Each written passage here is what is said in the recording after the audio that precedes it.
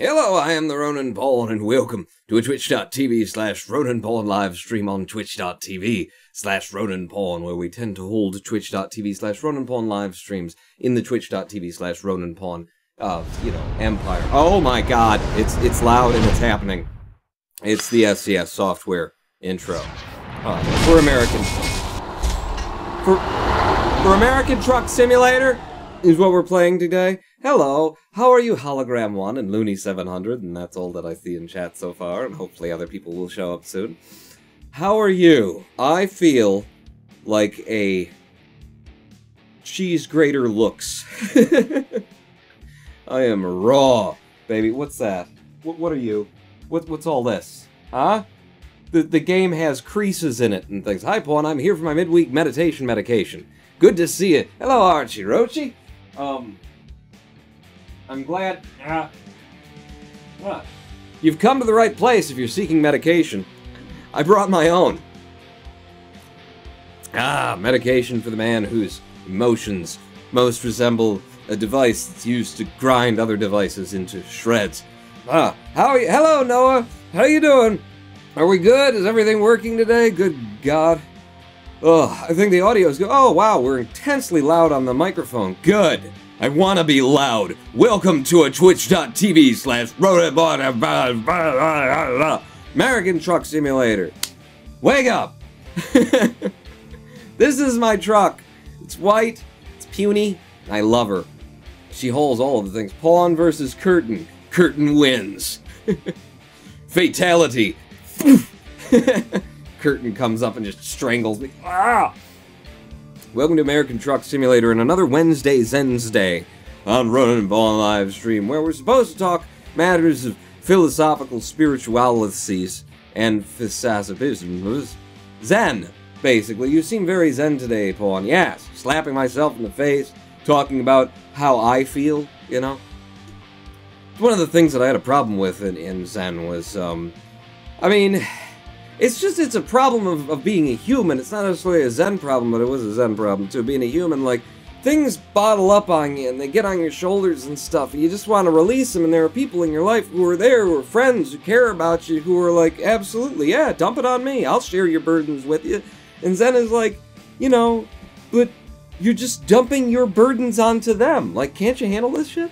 I mean, that's not just Zen, that's like everything. That's where I've always come from, is like, I want to like reach out to other people to make myself, you know, to help me get through some things that are troubling me right now, and there are people around me who want to do that, who are very much willing to do that. And I have learned to more reach out, but even when I do, I don't know how to do it. How do you do it? Because I don't want to just take my friends and the people who care about me and the people who are willing to listen to my shit and dump my shit on them. Right? Nobody wants to do that. Thank you, friend, for being there to listen. Now let me pour my misery out onto you. You'll always be making misery. There's a 90s song about that. Anyway. You know, how do you do it?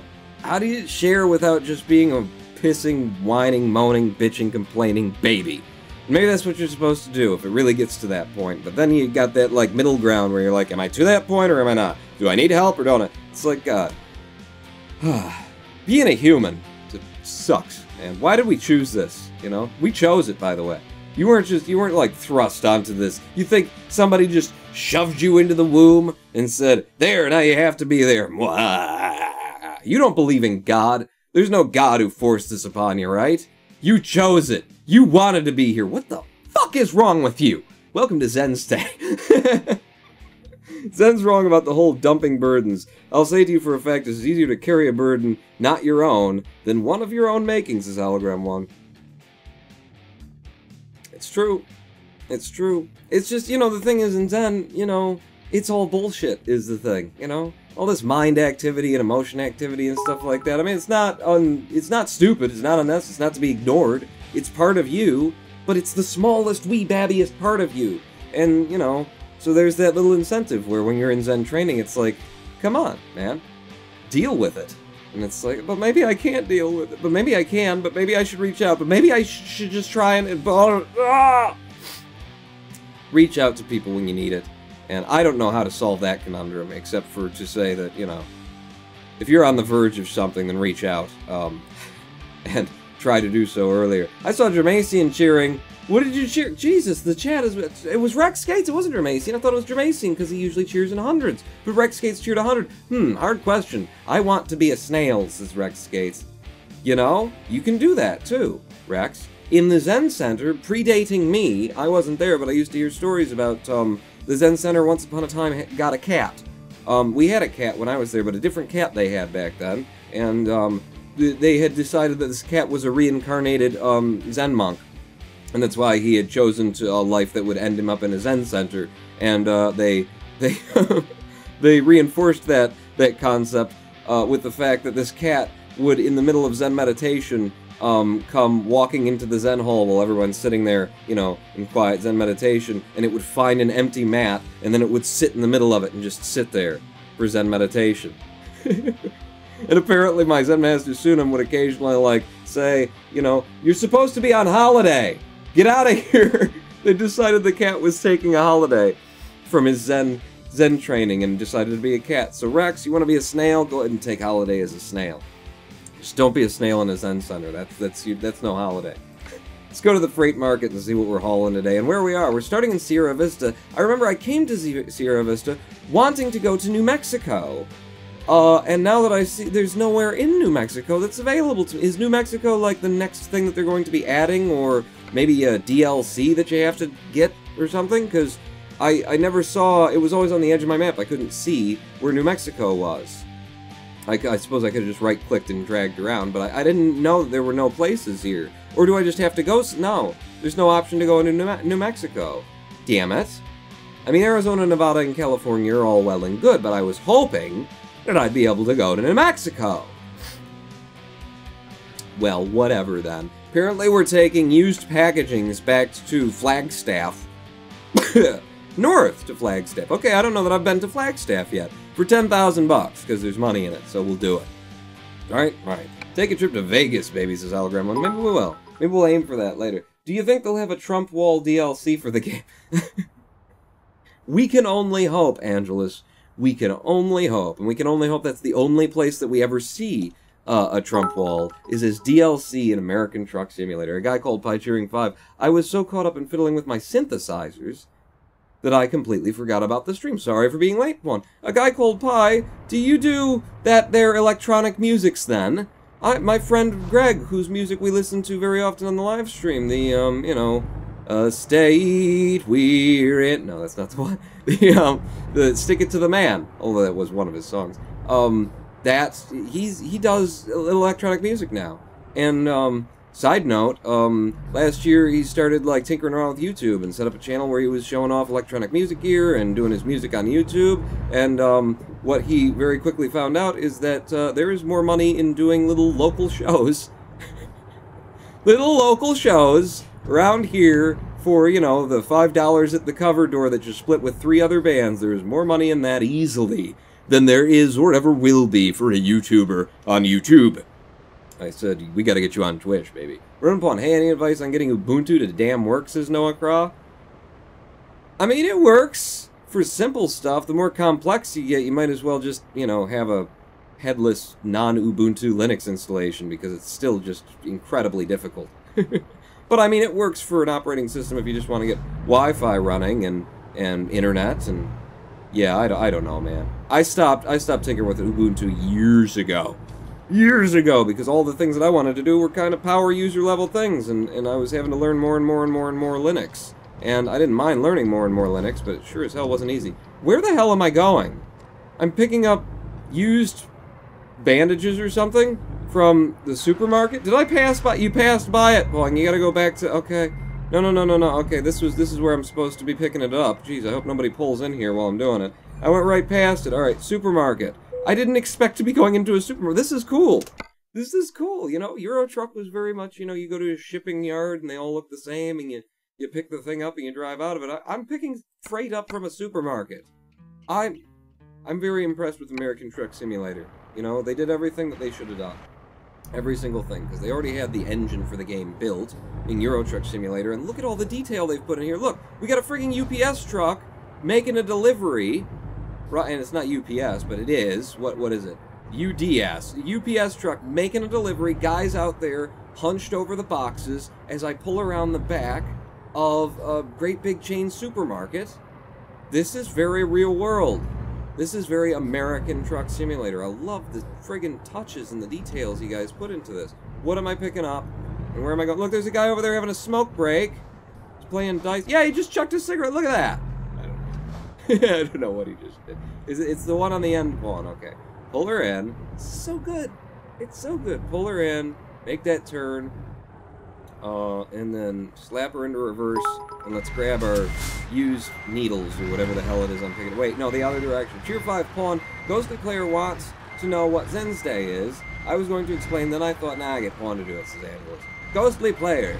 Zendnesday is where I play a game where I have, you know, enough mental faculty to talk about Zen stuff, because for anyone who's new here doesn't know, I spent 3 years of my life training with the stated intention of becoming a Buddhist Zen monk in a Zen monastery in Detroit, Michigan, which is its own kind of... Really? There are Zen monasteries in Detroit, Michigan? There are Zen monasteries in Michigan, first off? Which, yeah, there's a number of Zen monasteries in Michigan, and throughout all 50 states, I was surprised to find out. But, yeah, in Michigan or in Detroit of all places, indeed there was. I spent 3 years there, training not just as, like, a resident, not just as a practitioner, but, you know, I'd stated, I want to be a monk. And then, you know, after 3 years, they kicked me the hell out and said, you know, go get out of here. Get out of here, they said. I think my Zen master did exactly the right thing, because I've made, I think I've made more progress as a human being having been outside the Zen Center, having had the Zen Center as, you know, primer, and then getting a chance to go back out into the world and have to deal with what we all have to deal with, but with the perspective of Zen. I think it's spurred my practice on more. But yeah, they got rid of me. They said, we don't need you around here. 50 states, thought there were 51. Puerto Rico doesn't count, says Rashkins. Sadly. You know, they know all about that. Whoa, okay. I'm speeding, but I'm speeding because you guys are speeding. So it's very much like America.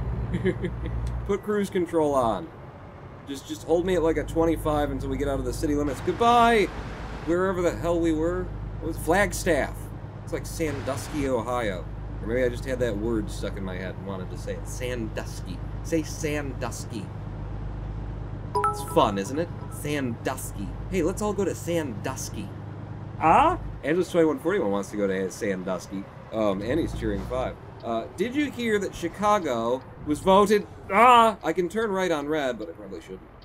Was voted best city by Time Out based on the City Life Index. What are your thoughts on that, Pawns, Angelus 2141? I haven't... I've visited Chicago for a day, kind of thing, for the event, for going to the premiere of Platoon of Power Squadron 10, the finale episode in a major YouTube web series that I really fell in love with, and that they, you know, they got a lot of people helping them through donations and Patreon and stuff like that, giving them money so they could make it, and they really turned it into a friggin' production. I wanted to see that live in Chicago, so we went there. That's really the only visit that I've had to Chicago, and what I saw was, you know, a very dense urban population, south and north, because, you know, it wasn't downtown. I was going north of it, so we came in south and we went to the north, and it looked like not a bad place to be. It looked like a very kind of gentrified population, you know, but the city looked relatively peaceful, and it looked like they'd figured out how to manage that amount of people on their streets. You know, we couldn't find a damn place to park because all the residential streets were lined with signs saying, if you don't live here, keep driving, basically.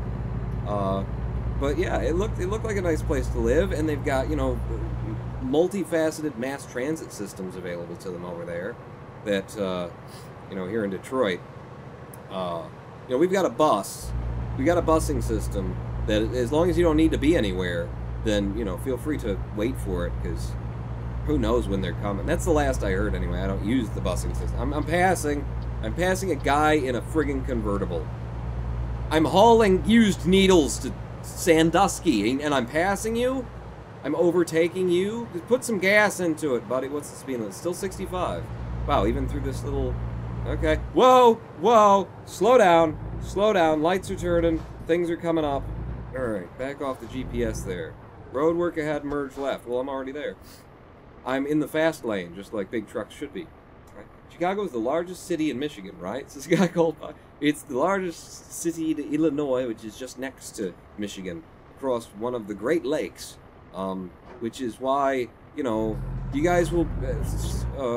people not from America, and even people from America, will become more and more familiar with Michigan as the Great Water Wars start for fresh water, because we have the, what I believe is the largest freshwater lake supply in the world. So, yeah, when Nestle starts running out of places to suck the water out of, you'll all be here with guns and grenades fighting for aqua. That's the plan. Welcome to Zendnesday. This is what we talked about. Watched the 30-minute stream last time and have watched streams since then, but I didn't chat, says Ghostly Player. Oh, okay. Merging! I should have used my signal! I'm cutting off this Ford F-150. It wasn't a Ford F-150, that was a Chevy S something. It was a S something. Somethings they call them on the streets. An SS. Is inspired by a Nazi design. Whatever, it's all the same to me. America is my favorite shithole country, but it's still a confusing place. Yep, out of all the shithole countries that we need to stop letting people in from, we're the shitholiest. Didn't I have a place called Shitholia at some point? Isn't that like one of my nation states places or something? Rexgate Steering Club. Didn't your water catch on fire from pollution? Still the cleanest in America, Rex. Maybe in Flint. Maybe in Flint that happened. You know, on Port Huron or on the Huron River or that kind of thing. Maybe that's where that was going down. Lake Huron. I don't know. Maybe it did once upon a time. No! You're thinking of, burn on, big river, burn on. Now the Lord can make you tumble. The Lord can make you turn. The Lord can make you overflow. Lord can't make you burn. Burn on, big river, burn on. That's Cleveland, I believe. Cleveland was the city that set their river on fire. The river just caught on fire because of the stuff that was in it that was not entirely water-based. Angela's cheering 5. Water Wars. You say in Detroit, Michigan is going to be where the real-life version of the movie Tank Girl will take place. I'm saying that it's the real-life version of where Kevin Costner is going to come and save us all from the gangsters or something. I remember seeing Tank Girl, but I don't really remember much about it. I do remember Waterworld. I like Kevin Costner. He made a lot of good movies. A lot of really long, like longer than they had any right being in Hollywood anyway. I liked them all, and I liked the length of them, and I liked them being long. But, damn, his movies were like, you know, 2.5, 3 hour long things, and it was like good. They told a nice long full story, right? It wasn't shoved in and they had to, like, you know, take all the movie shorthand for these people are in love now. I recently sat down and watched Jurassic World, you know, to compare to like Dances with Wolves or something. So Jurassic World, that's recently watched Jurassic World, and they didn't actually go anywhere with it. But, you know, they got into the movie, and there's 2 kids, like there always is in the Jurassic movies, and they're, like, hanging out, and there's no adult supervision, like there always is in the Jurassic movie. And the kid, like, sees a pack of girls that are his age, and he just looks over at one, and then the camera, you know, cuts to her looking over at him, and then the girls, like, she turns back to her friends, and they giggle, and they cut back to him looking over at her, and I'm like, okay, so they're in love now. That'll be a plot point. Because it's just so friggin' blatant. Like, we're using movie shorthand because we don't want to make the run length of this movie so long that we can't make enough money in theaters. In case you're unaware, that's why that works that way. Because if you've got a movie and it's 90 minutes long, that means they can show that movie, you know, 12, 15 times a day. And if you got a movie like one of Kevin Costner's things that's 3 hours long, they got like 4 or 5 showings they can cram into a full day of being open. And every time they show it, they pay, you know, the company that made the movie. So that's why you get so many movies that, you know, take a full plot premise that sounds pretty good and then put them between vice grips and squeeze them down. And then use that shorthand of these people looked at each other from across the room with a come-hither stare. Now, you know, they're just in love, and that's romantic interest, and you know, take it out, because we got to get to the next thing. We only got like an hour and a half. Preferably, you know, 75 minutes. You know, we could show a lot of these. You can usually judge how bad a movie is by that, too. If it's really short, that means that they decided this isn't a good... They filmed the whole movie, they decided this isn't a good movie. This is not going to... No one's going to like this, but... we might be able to use a marketing campaign and trim it down enough that they show it a bunch, and then we can still make our money back on it. Watch out for the really short movies. Or at least be wary. Think about it. Ronan Pawn to fuck. Usually people are complaining the runtime is too long. This is the first time I've ever heard of someone saying the film is too short. I like old movies. You know, old movies used to go on and on. They'd be 2 hour, you know, runtime like minimum kind of thing. And I liked it because they took the time to write characters having interactions that slowly and, you know, semi-realistically, you're cramming it into 2 hours, but, you know, through movie magic and through film, the pacing was right for people to actually get into the situations that they were in, to people to actually develop the bonds that they show in the movies, to have conversations that were meaningful outside of just it helps move the plot forward and stuff like that. I liked that old style. And I still like that old style. But you gotta find people who know how to write a good movie, know how to write good dialogue, or else you just get a longer version of, you know, just faff. My biggest concern with movies is that they're gonna F up mortal engines. I'm not familiar with the term mortal engines. Oh, it's 75 now. Okay, okay. Slowing down, hitting cruise at 66. You gotta break the law a little bit, or else people will look funny at you on the road. You know, if you're doing actually the speed limit, you know, everybody's gonna be like, this guy like moving drugs or something? Why is he going so slow? You gotta do, you know, 3 to 5 over, or else, you know, even the police are gonna be like, what's it? I'm gonna pull him over. Look for a reason to pull you over because you're not speeding. That's America for you. Forced diversity, check. Epic CGI battle, check. Cheap lesbian subplot, check. Meme-worthy cartoon creatures, check. What's gonna be our answer? Okay, sorry, officer. Yeah, no, it's just gonna move over for you. Yeah, there you go. Come on in. No, I respect the law. What's gonna be our answer to the Minions is a question that was asked a lot very recently, you know? Because whenever there's something popular that works in Hollywood, they've all got to, like, copy-paste it. How can we stick this into the mimeograph machine? Is that the old word for, you know, a copier? How can we duplicate this formula and make some money? That's how modern movies are made. So actually, when you see a good movie come out of the modern film industry, it's like a Herculean, like, holy crap. You managed to get a really good movie out of this shit show? Damn! You know, you gotta give credit where credit's due. Am I getting off here? No, next one. Okay, next one I'm turning off.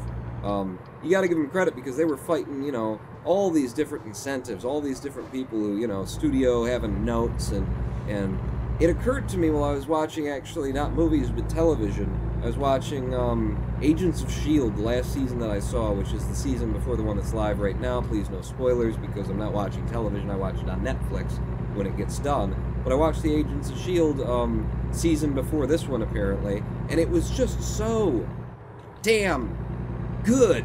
And they were wrapping up the season, and I'm like, holy crap, they have so many subplot arcs right here that they can exploit for an entire another season or two. And I was kind of looking forward to them, like, leaving a whole bunch of cliffhangers there, because they had set stuff up that was just so good, and so you could dig down deep into each one of these things, and there were like half a dozen of these subplots they could have gone down and made really good television out of. And in the course of 2 episodes, they wrapped it up, put a bow on it, and said, and that's the end of the season. And I went, why the hell would they do that? Those were such good ideas. You could have, you know, those wrote themselves. You could have milked that premise, writers. And I realized, because if you've got all those hanging chads, if you've got all those unresolved subplots, the actors now have an intense amount of renegotiation material. They can't be written out of the story because you've got these hanging chads that have to, you got these strands that have to be tied off in the next season. And if, you know, they come in and say, yeah, I want double the salary from last year, you go, we can't, no, we're not doing that, we can't afford that. And they go, well, you know, then I guess you're not making the next season of the show because no one's going to let you make that season. And not, oh crap, they're onto me. The DEA, they found me. Shoot, okay, drive faster than the speed limit. Oh, I'm only doing 58. Quick, hurry up. I'm just at 75. Oh, it's a traffic accident. Ah! No, we're fine.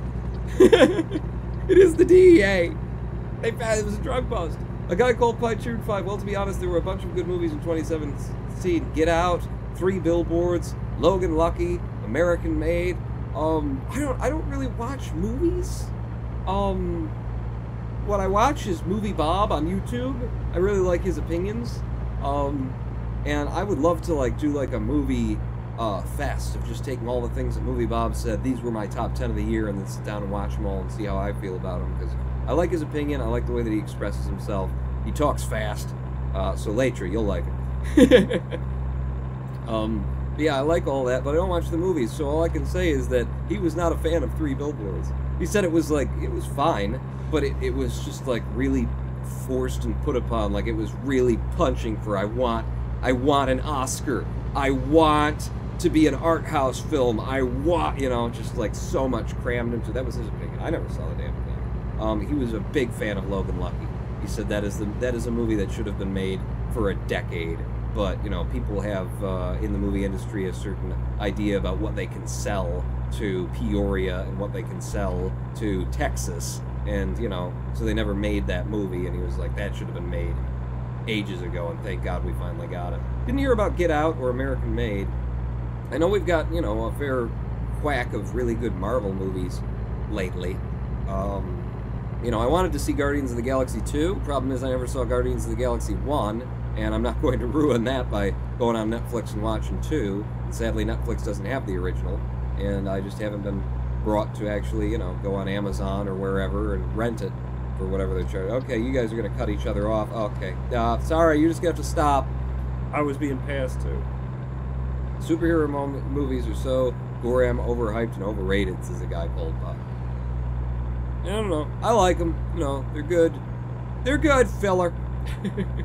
A good filler. I was not, like, I watched Civil War. It's good. It wasn't anything special to me, you know? It's like, yeah, nice. You know, I liked what they did with Spider-Man. I liked Iron Man going to Spider-Man. I liked the new Spider-Man, you know, personality and character and person that they brought in there. But it was, I'm running out of fuel, great.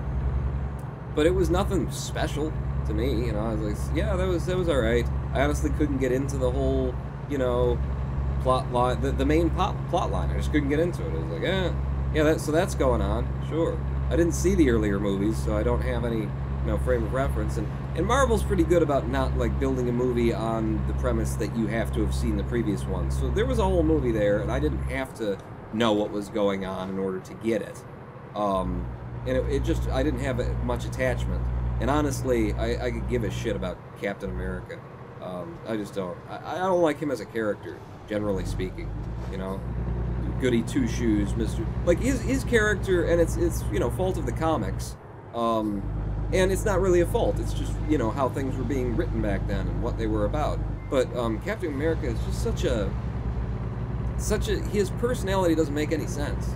Who he is doesn't make any sense. And that was what they wanted back in the 50s, you know, they wanted people who were just, he stands for justice, truth, and quote-unquote, the American way, and that kind of stuff, you know, Superman, and, I mean, Superman works for me for some reason. It's an alien, and there's that, but is it Captain America? It's just, you know, how can he be who he is? How could he have been who he is, knowing what he should know? You know, having been through what he should have been through. He's what's the name? Because I like Charles Dickens, and the worst book I've ever read by Charles Dickens was the one everybody knows. I mean, he did a lot about orphans, but it's the one. Oliver Twist. Oliver Twist was the worst of Charles Dickens' novels I ever wrote, or ever read. And it was that way because, for me, because Oliver Twist, good young Oliver Twist, never twisted. He never changed throughout the entire book. And this book, this huge book, yeah, you should pass, I should pass, we should all pass. This huge book that's telling you all these different stories of what happened to Oliver Twist in his childhood and what a horrible life he had and how screwed he was by, you know, just life in general. And then everything that happens to him, not a single thing ever changed who he was. Not a single thing ever, like, made him grow. He was a timid, meek little angel at the beginning of the book, and then he goes through all these horrors and traumas and things at the end of the book. He's a timid little, meek little angel, just like he was when he started. It's like, yeah, that's interesting. One-dimensional, unchanging characters. Show me more of that. That's fun. That's what I'm looking for. What I'm really looking for is gasoline, and to get out from behind this bus. I need to get off, too. So, enough. Tier 5, I saw Amsterdam for like the 6th time last month, and it's still great. You won't have heard of it. You're not Dutch, but if you are, it's a classic. It's so bad. Cheesy, I presume. It's so bad and cheesy, it's good. Wait, why did I cheer that? It's the guy. I don't know. Anyone seen Thor Ragnarok yet? I heard that was alright. I heard that was the best, again, from Movie Bob, like the best of the Thor movies. Because Thor isn't that interesting a character. Actually, my problem with Thor is not a problem with Thor, but it's with, like, the entire world. The Asgard, right? Isn't that where Thor and all his people comes from? That whole world, like, it sweeps the feet out from under everything else that's going on the planet Earth. We got all these different heroes, some of them super, and some of them, hey, I've got arrows and can shoot straight. We got all these different heroes, and, you know, there's 1 or 2 or 3 that are, like, epic, you know, Superman kind of, nobody can stop him, you know, he's got all the powers kind of thing. We got a couple of them that are OP, and then these Thor people show up, and it's just like, all of them are gods. And so, like, our puny little problems, you know, it always seems like, well, don't we have friends on Asgard? Can't we just, like, you know, call somebody up and say, hey, could you send us a detachment of, like, 4 of your soldiers for, like, half an hour, and you could take care of this whole, our planet's about to be destroyed by an invading alien force thing that's going on over here? You know, for me, that's always been my problem, is that their world undermines the entire rest of the comic book and cinematic universe, because if we do have friends, you know, which we do, S.H.I.E.L.D. has friends over there, can't we just, like, get in touch and say, hey, guys, we've got, like, a major world-ending crisis, and we could try and get together our own massive force of combined superheroes, or you guys could send over the weakest of the soldiers in training that you've got, and, you know, wipe this thing up in a couple of minutes. Ronan Pawn, literally all Marvel's heroes are based on scientific stuff and can be explained with sci-fi science stuff. The problem with this is Thor doesn't really fit in. Thor is more DC, where the characters just have powers, end of story, except Batman. I just rolled forward! I almost did a mission there! Angela's cheering. I can go, too, I'm sorry. Cheering 5, call on Asgard. Pawn, might want to watch Thor Ragnarok. Is that a plot line there? And then it doesn't work out so well, or something like that? It just, yeah, the magicness of it does undercut it. Now, what you're saying, though, Noah, about, like, you know, Marvel's properties, a lot of them are, you know, scientifically based, and you can explain them and stuff like that. I remember having some problems with, at least in the cartoon, when, you know, for X-Men, they started bringing around Juggernaut, and some of the people who ran with Juggernaut, because Juggernaut's powers are magic. And everybody else there is like a mutant, and, you know, it's genetic and that kind of stuff, and then you start getting magic people in. Marvel definitely has their magic realm. You know, their magic realm does try to be scientifically relevant, but yeah, maybe that probably is, you're right, that's my problem with Thor and all that stuff, is that it's just, you know, it's OP. It's massively, massively OP for the rest of the entire universe. Tier 5. Any sufficiently advanced technology is indistinguishable from magic. Yeah, well, Juggernaut had a metal helmet that allowed him to just walk through anything. He got up momentum, and the momentum could never be stopped except by him. And, yeah, kind of violating the laws of thermodynamics on Juggernaut's part there, but, you know, I don't mind. I know I'm running out of gas, and I'm really tired and all those things, and I'm kind of screwed here. Maybe before we take the next mission, we'll have to... Whoa! Whoa! Okay, I'm going to hit that wall. Almost got it in one go. Actually, nearly slotted that sucker in there. Yeah, maybe we'll stop and get gas, and we'll have a nap before we even, you know, go looking for another mission here. DC is much more magic, says Rex Skates. But Batman... I really liked, obviously with my Zen background, I really liked, Dr... What's-his-face? You know, with, Sherlock.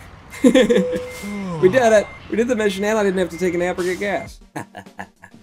Dr. You know, Wonderful. Dr. Miraculous. Dr. Strangelove. Dr. Strange. Dr. Strange. I did enjoy that.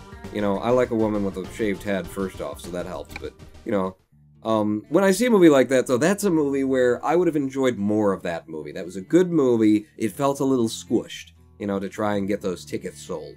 I would have liked to see more of that. I would have liked to hear a little bit more spirituality, philosophical majigger in there. You know, things to just, like, flesh it out, because that's a property where you can get away with putting, you know, a little bit more than a little bit of, you know, philosophy and spirituality in there, and I felt like there wasn't much to it, you know.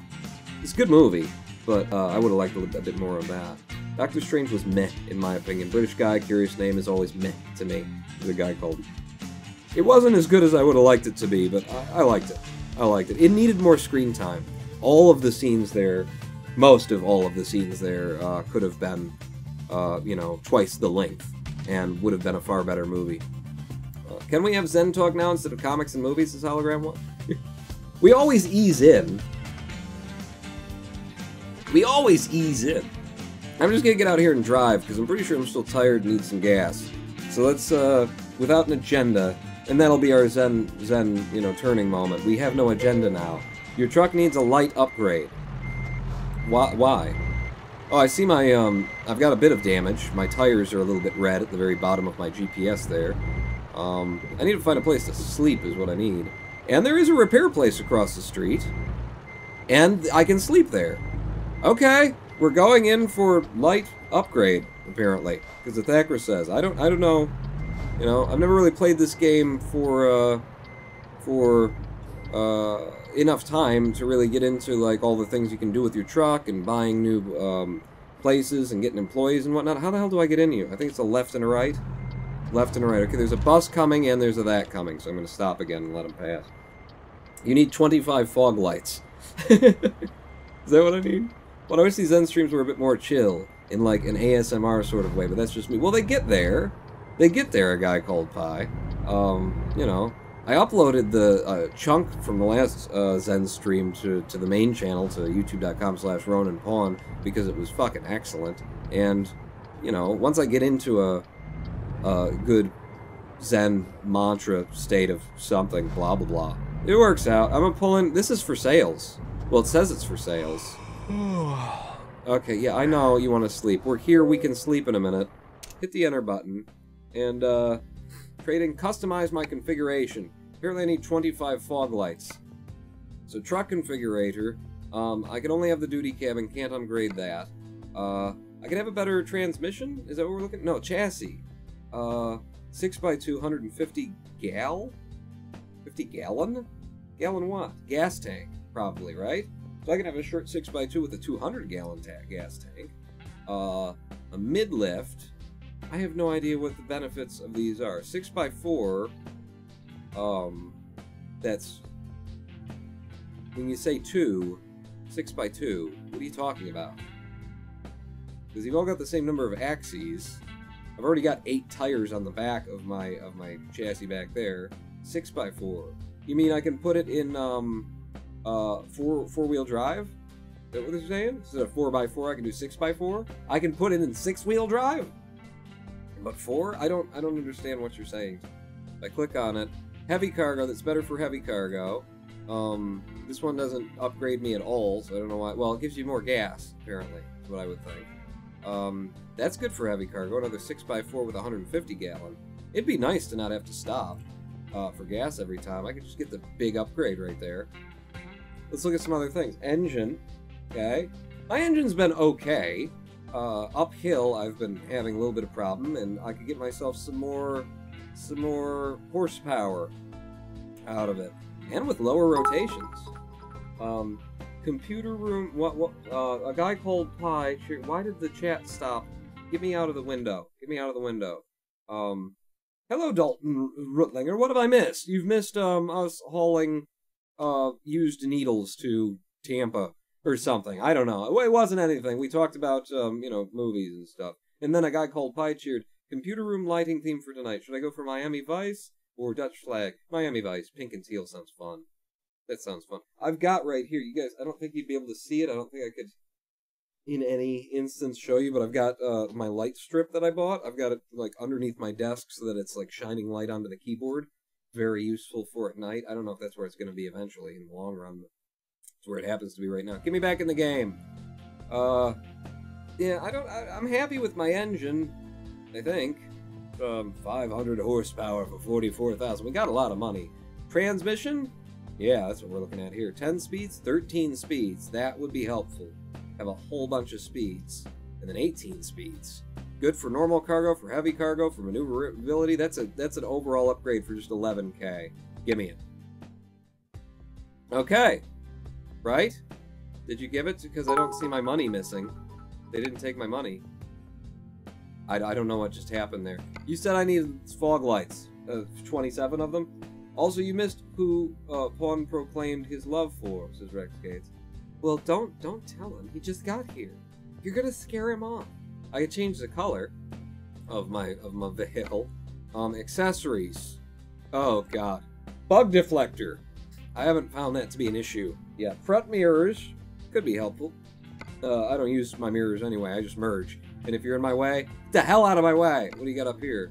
Sun visor. Could be nice. I haven't had that issue either. Staring into the sun hasn't been a problem. Could have an extra license plate or something. What do you got? Mirrors. Standard mirrors exclusive. Ooh. Yeah. Can I have you? What do I do? How do I see the changes? Yeah. Give it to me. It's a cheap upgrade. Now I got better mirrors. And then you wanted me to get lights.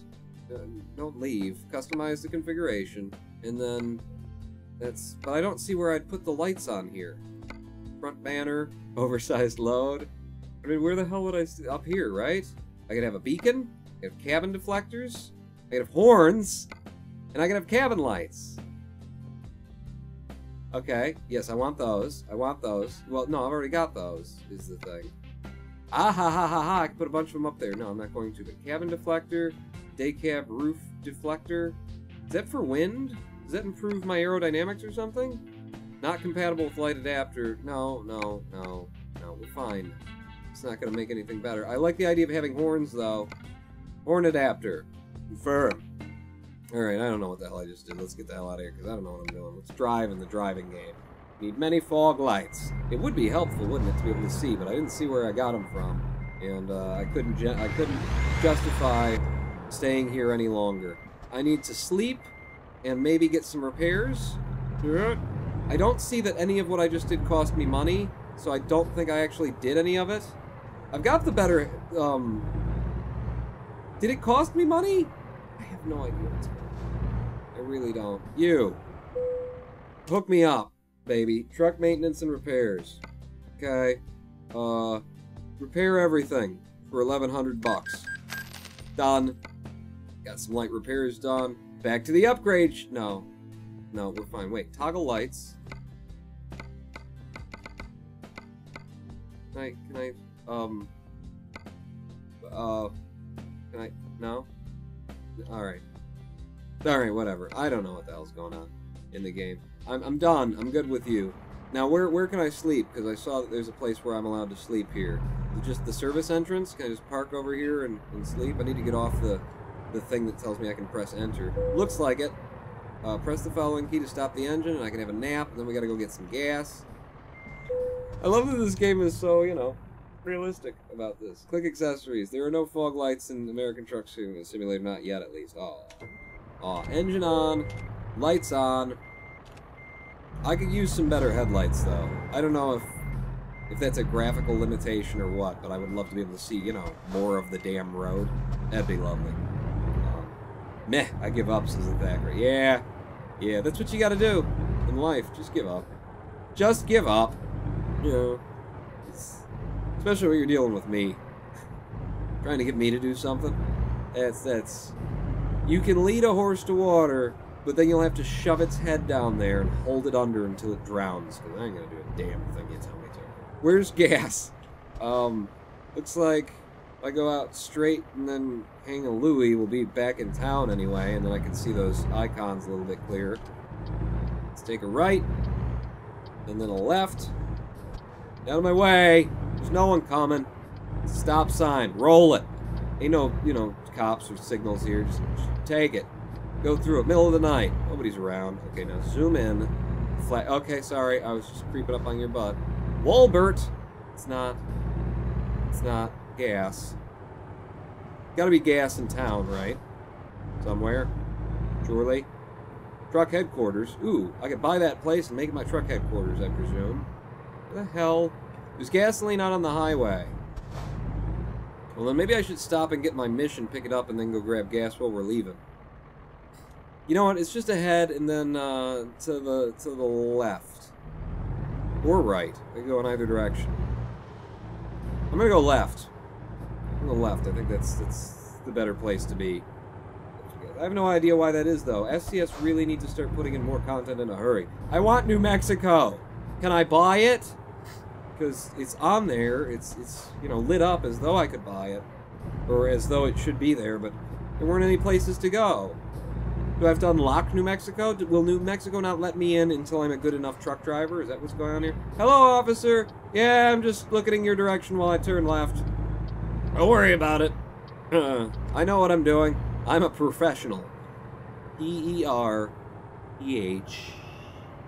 You know how that's spelled. Is he behind me now? I think the cop's behind me. Okay, don't run the stop sign. Do a full and complete stop, honk your horn 3 times, and then go. That's how it works in America. That's how it works in America. Hey, whatever works. It works in America. So, as to the Zendnesday content.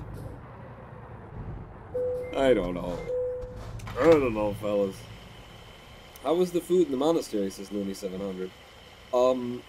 Amazing. Amazing. I went into the monastery with pretty much the standard American diet. AKA sad. You know, but I was making my own. I was doing things like, you know, I had never cooked my own burgers and stuff like that before, and I was living on my own in my own apartment for the first time with nobody else, and so I started like buying ground beef and cooking burgers and stuff, but yeah, my diet was not particularly good. Then I went into the Zen Center, and baby, let me tell you, they were eating a raw food diet. All raw food. Obviously, Buddhist monks, vegetarian. But in addition to that, everything was raw food at the Zen Center. Our Zen master was very health conscious and very into that sort of thing. So, yeah, raw food diet, which means nuts, seeds, berries, fruit, veggies, greens. There you go. That's it. If you have to cook it, nope. The closest we ever got to cooking anything was that, you know, we'd take like a squash and we'd put it in the oven at like 115 degrees for 9,000 hours, and then it would come out cooked.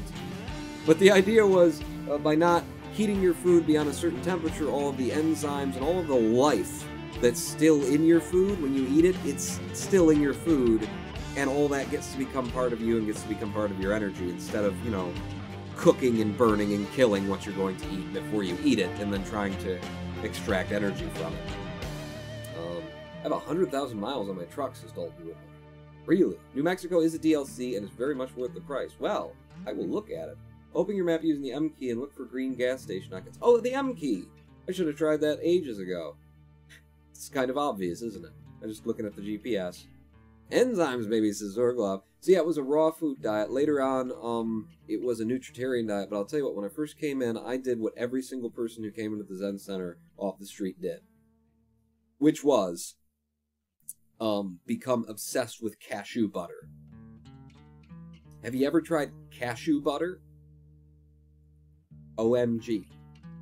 Now I have had cashew butter since from like, Kroger and stuff like that.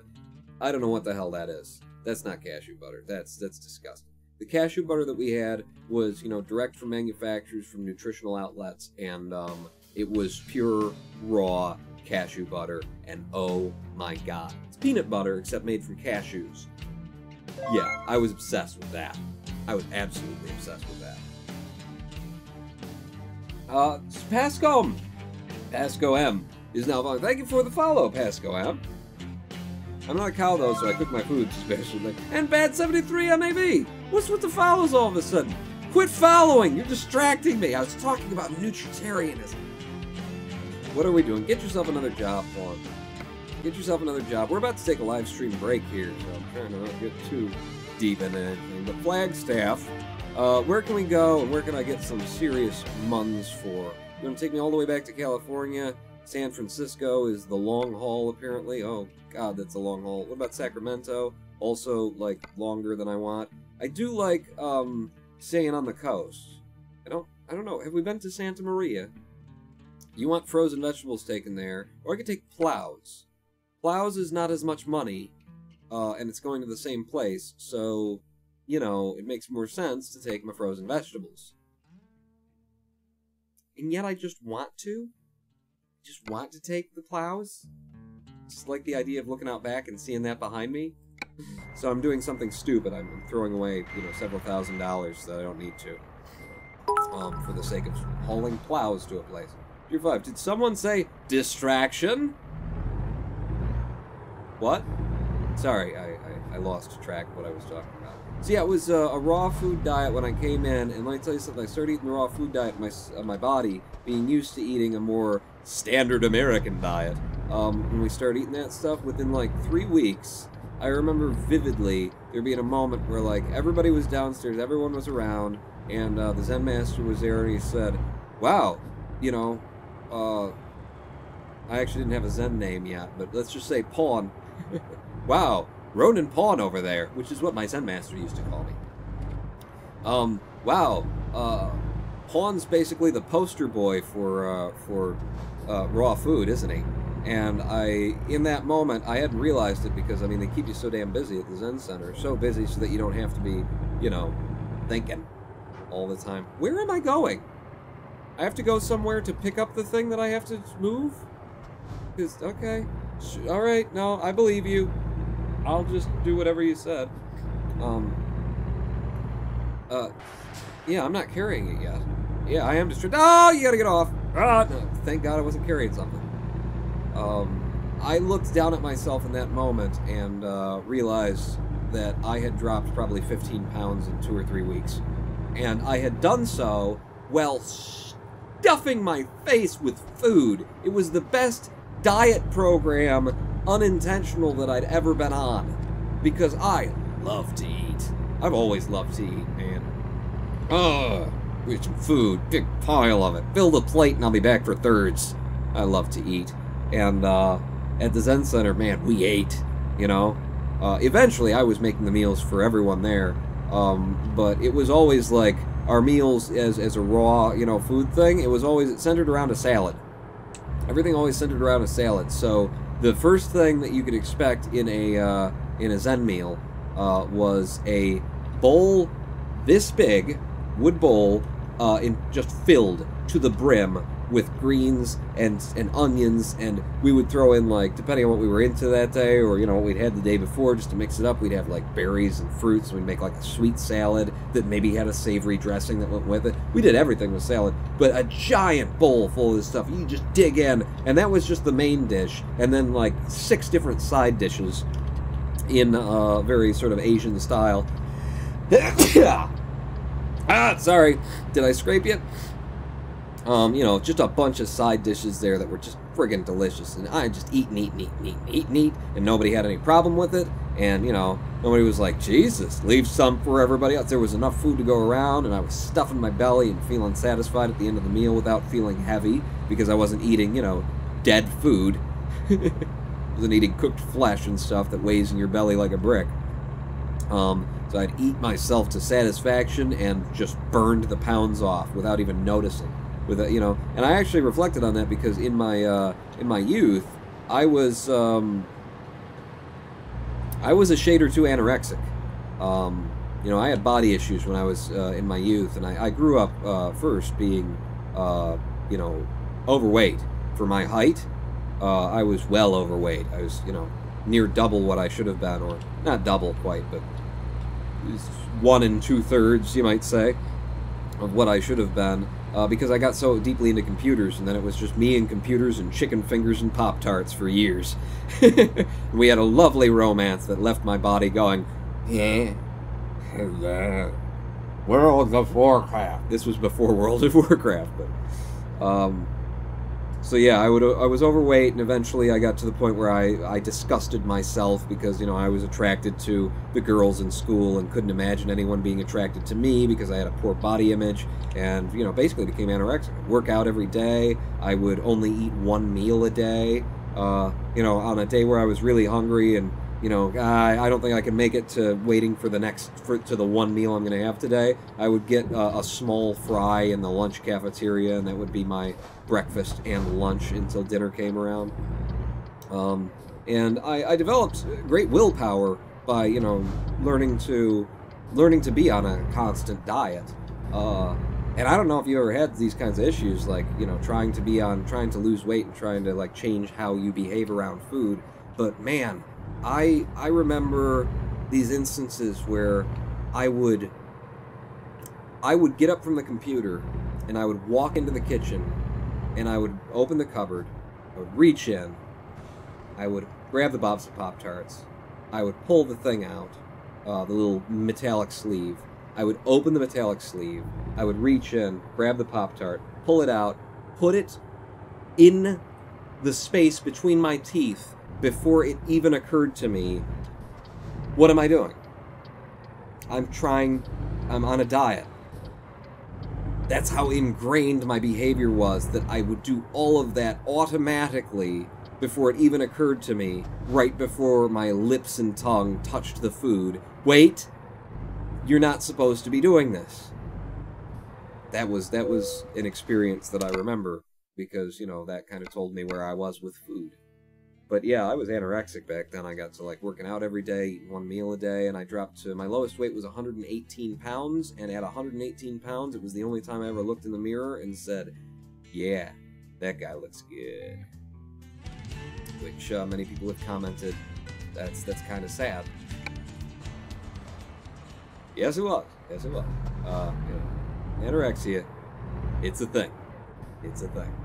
Not bulimia, never threw it up, just, like, burned it off like crazy and wouldn't allow myself to eat, and probably was rather unhealthy, like, the whole time. Fun fact, the dollar comes from Dutch dalder. What the hell are you talking about? I'm talking about anorexia and your fun facting? Back her up. Give me my trailer. This is a very lightweight load for you guys to be paying me 21,000 bucks to... I mean, maybe they're really heavy, small objects. What do you got back there, huh? Is it like uranium or something? What's a really dense material? Because it must be really dense. Like me. We've got our load. All we have to do is get on the highway and go.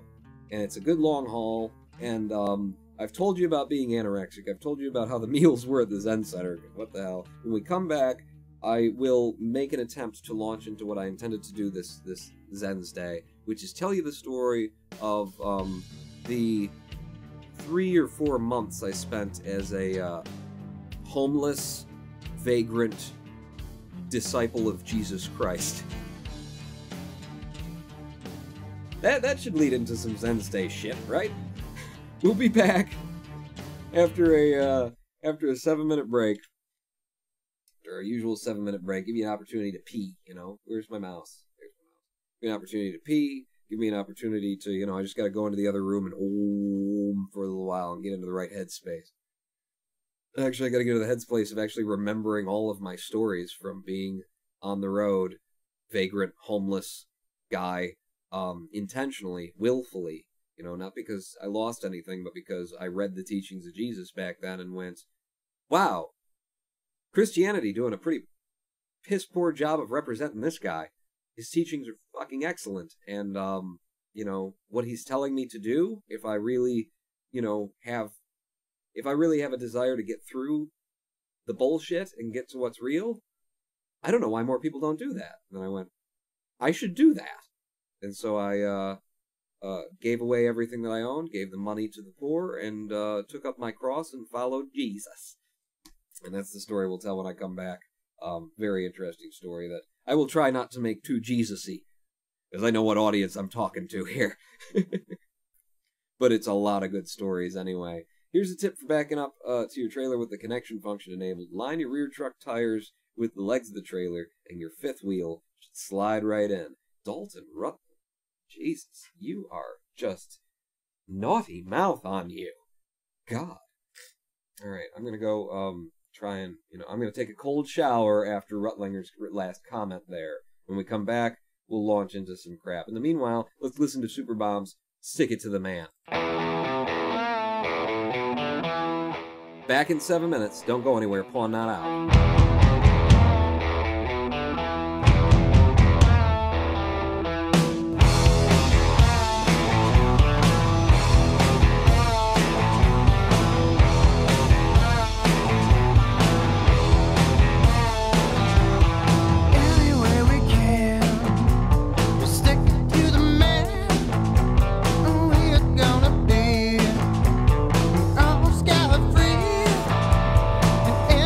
We can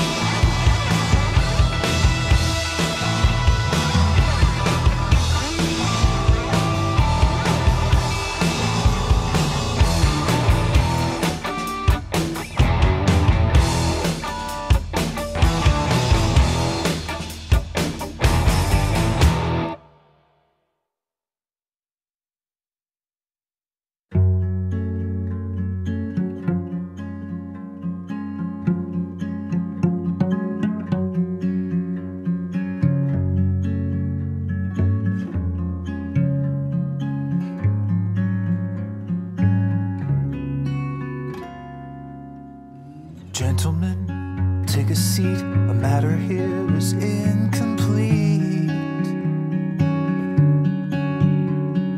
We are faced with grievous doubt about the future of this town.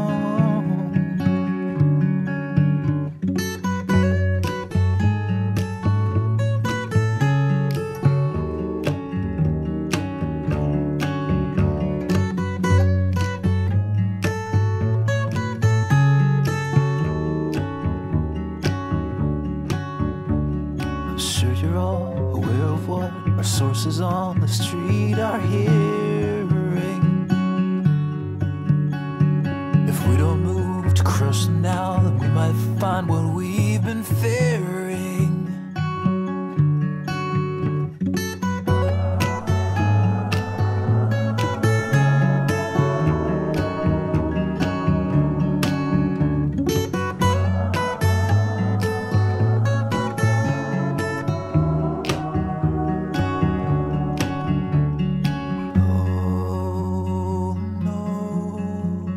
Charter must be stopped.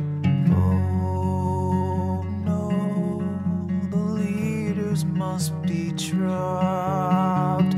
Oh no, the charter must be stopped.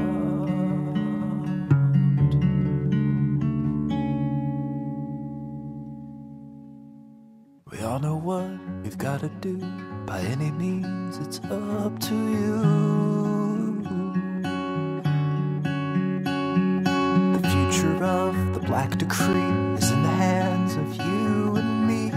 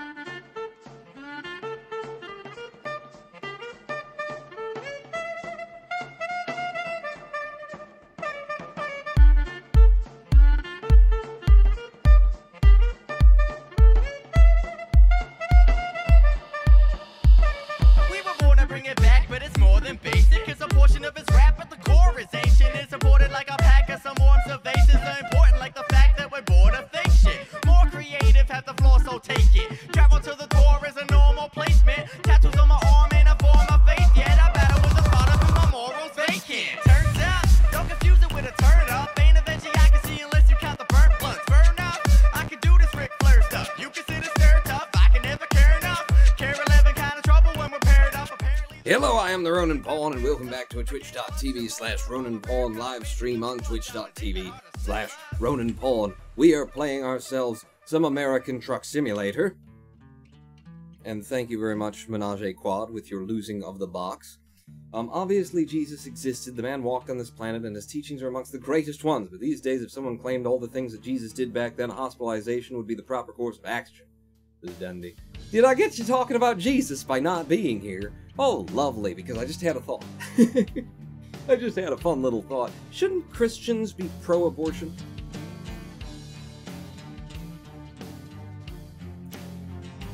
I'm gonna let that sink in.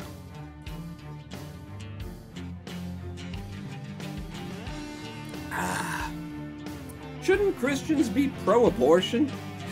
Off to go dig in dirt, says Rex Gates. Me too. Shouldn't Christians be pro-abortion? Because here's the thing, I'm talking about like Christianity as a church, not necessarily the teachings of Jesus Christ, because Christianity as a church is...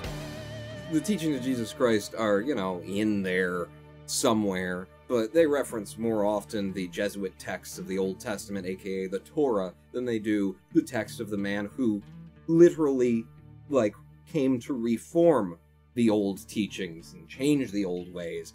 And my understanding of Christianity is that the belief is if most Christian churches, I'm pretty sure, are on board with this. If a child is taken from life before they've had a chance to, live it, before they've had a chance at all on this world, then they go straight to heaven.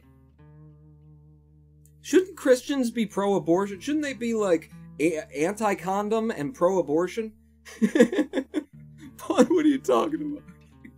It's a fair... It makes sense. It's... If water follows water, then that logic makes sense. Look, I've got some things that I'm carrying. We already have the job, and all we have to do is get on the road. The road to where Christianity, and abortion, they're one and the same. They merge so well. It's, if it were logical, then yes, save another soul. Every abortion would be a soul saved from the torment of being a human being, from having to, face all the evils of the world and possibly be corrupted by them, free, get out of earth, it's a get out of earth free card is what it is. Go straight to heaven, do not pass the realms of sin. Water followed water, and logic were all that dictated it. Go on, help me, I've had a horrible disco remix of the Star Trek theme stuck in my head for days now.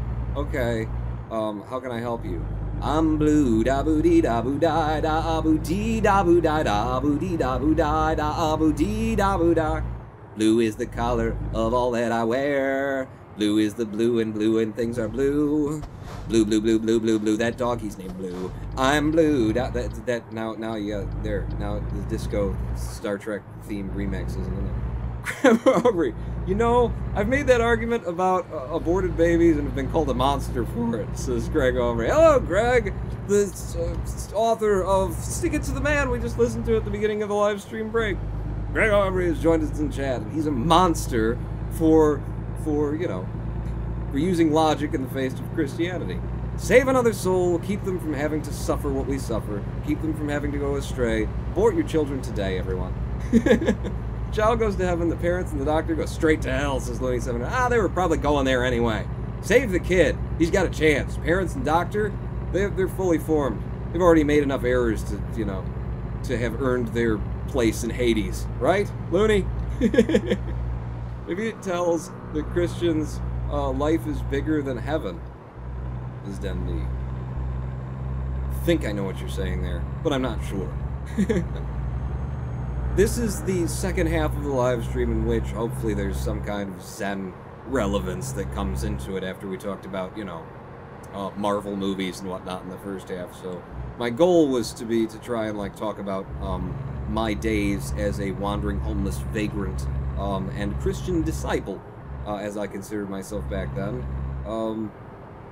And that's a hard story to get in at. Where do you start? Because I feel I got to go back and justify how I got there, which is to say that I've said before on live streams what led me to Zen monasteries and whatnot was a hole in my belly, a pit in my stomach that was typified, that was personified, which doesn't make any sense, but personified by the question. It was embodied by the simple question, what is worth doing? Which encompasses all the other questions. At least for me, it encompassed all the other questions. What's this life about? What should I be doing? What should I make my life about? I've got this life. What's the point? What's the purpose? What's the best use of it? What is worth doing was the hole in my belly for the most of my life. And it was a hole in my belly when I stumbled onto the teachings of Jesus. Religious talk? Ugh, says Angelos 2141. Here we go! And when I stumbled upon the teachings of Jesus, I started with the New Testament. In my life I was just like, you know what? I want to know from the cow's lips, from the horse's udder, I need to know what, this Jesus fella that has this great big religion following after him and all these people who are saying, trying to tell you what he wants for you and of you and from you and how you're supposed to live, and will you just please accept him as your personal savior, and he died for you on the cross, and all this bullshit. I want to hear from the antelope's horns what he actually taught, what he actually had to say, because these people clearly aren't doing a good job of it. And so I popped open a Bible that my mother had given to me, that had been given to her from a family member. It's been in the family for years, this old cracked white Bible, beautiful, Old King James Bible. And if you do, you know, at any point decide to poke your head into the Bible just to see what it's about, I recommend picking up an Old King James Bible. I mean, if you've got the literary skills for it, if you can read, you know, these and thous and ye's and not be, like, confused by it, then go that route. It's better. There's poetry to the writings, to what's written in those pages, and the poetry, you know, it makes more sense too. You don't get anybody corrupting it. Little side note here, tangent. Do you know the New King James Bible, written in 1981 by one guy? I'm pretty sure. One dude translated the Old King James Bible in its entirety, taking out the these and the thous and the this and the that and the other thing. One dude.